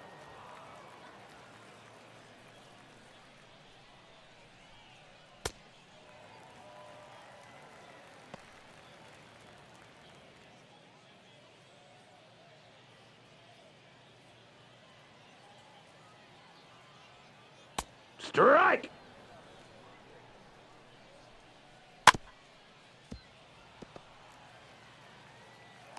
Out! Strike!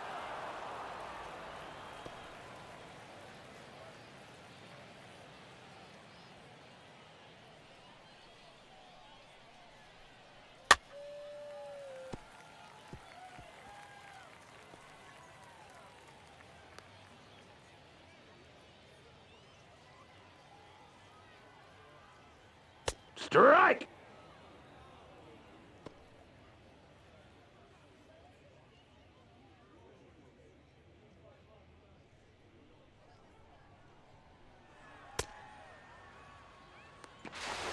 Safe.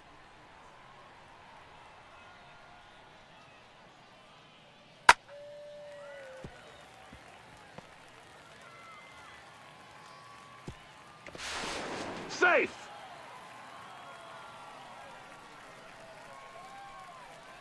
Strike.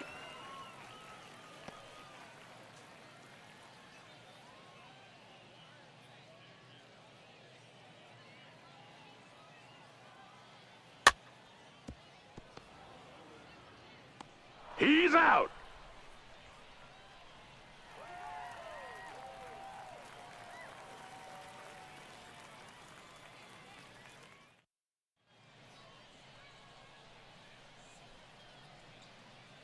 Strike.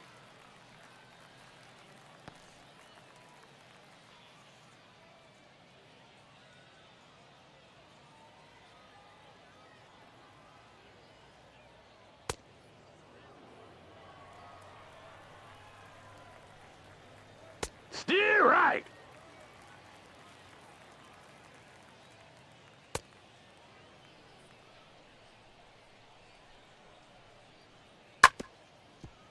Foul.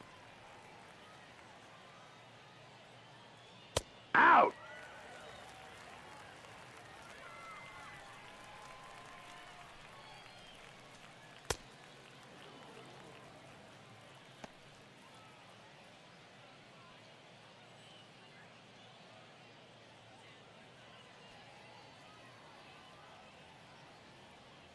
Strike.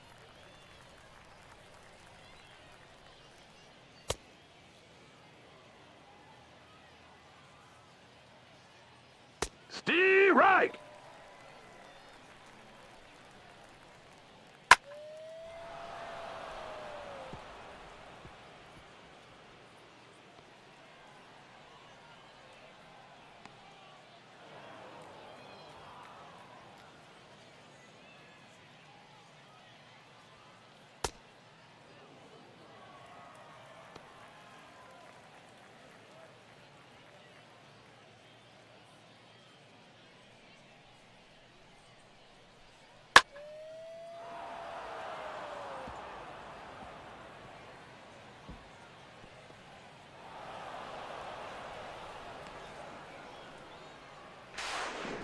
He's out.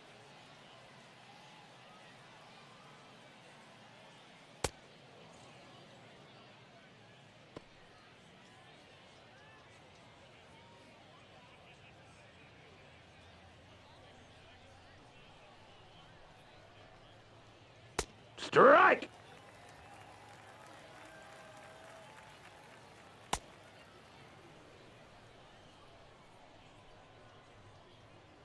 Strike.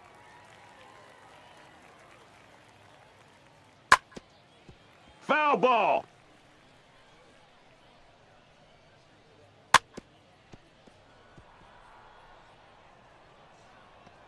Out. He threw a laser there.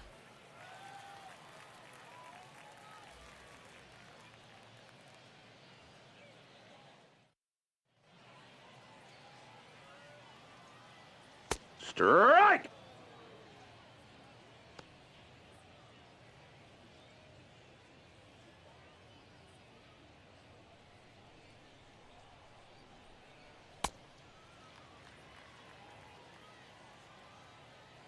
Steer right.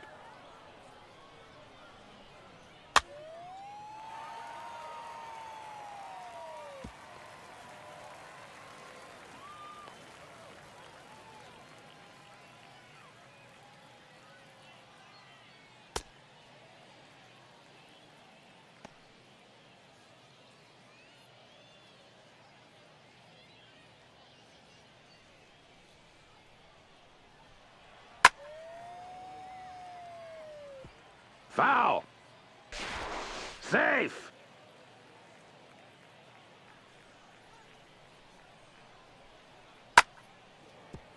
Foul ball.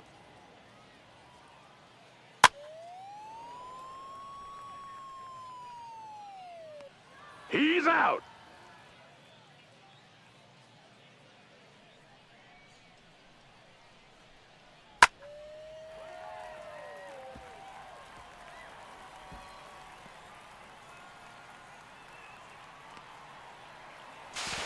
Safe.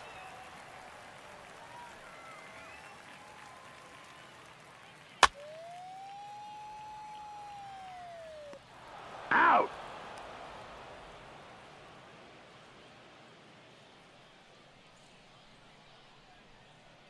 Strike.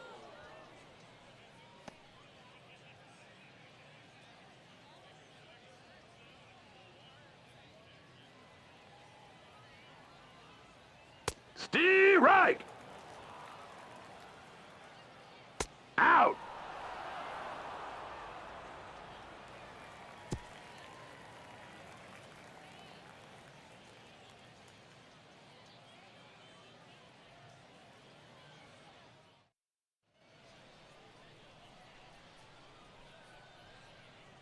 Strike.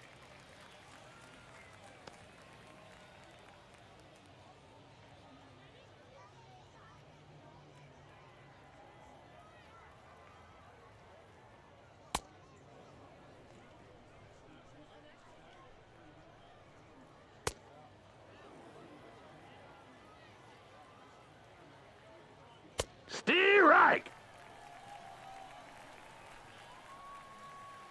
Out.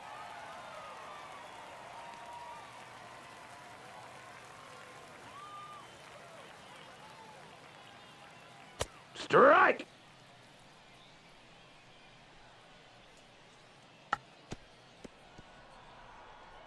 Foul. Out.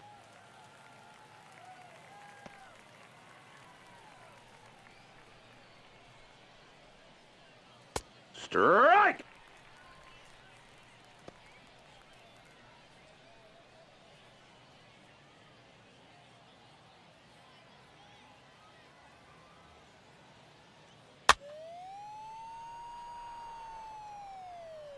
Foul ball.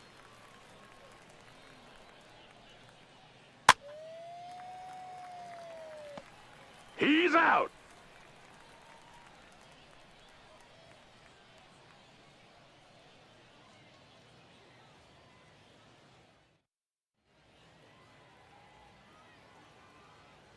Strike.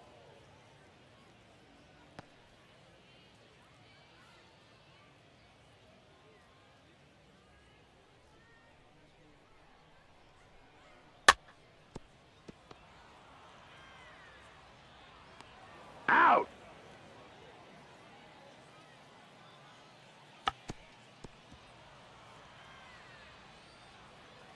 Safe.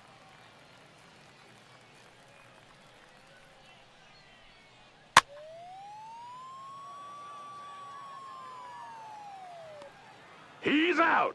Nice play, kid.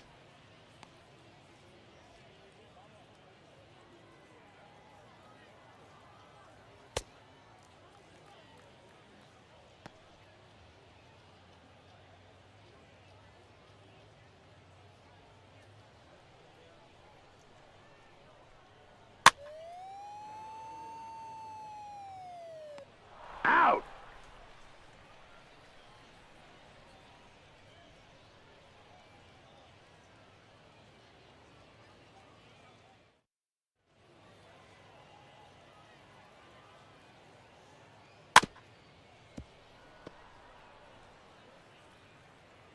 He's out. That's a great play.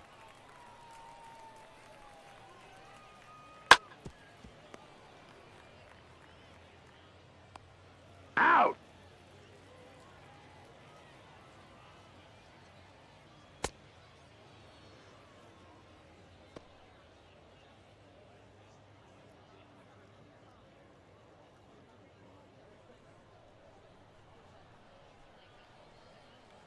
Strike.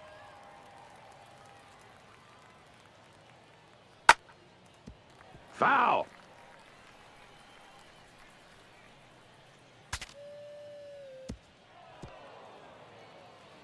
He's out.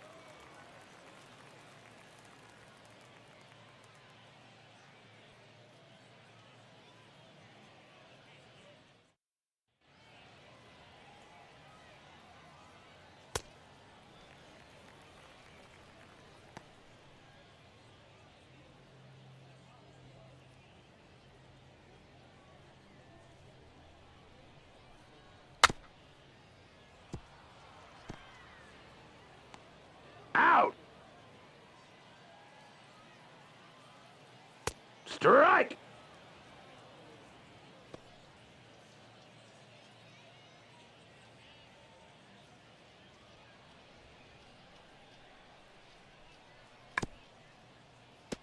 Foul ball!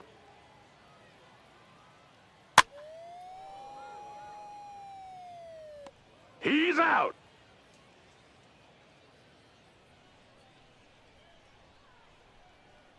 Strike!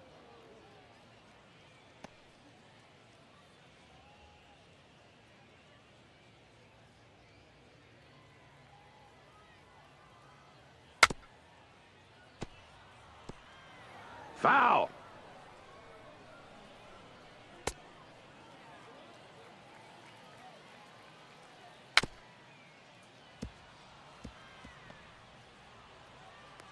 Safe!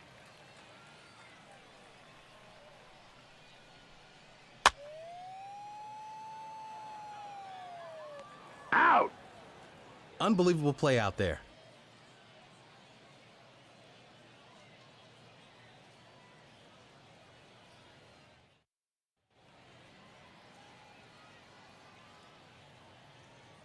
Strike!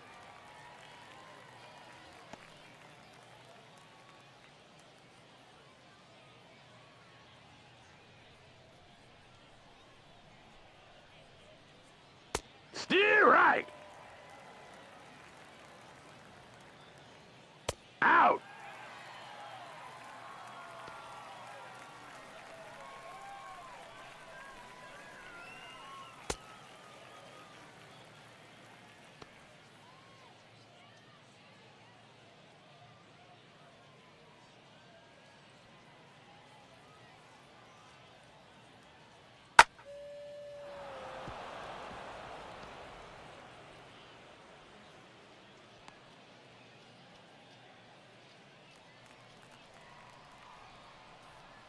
Strike!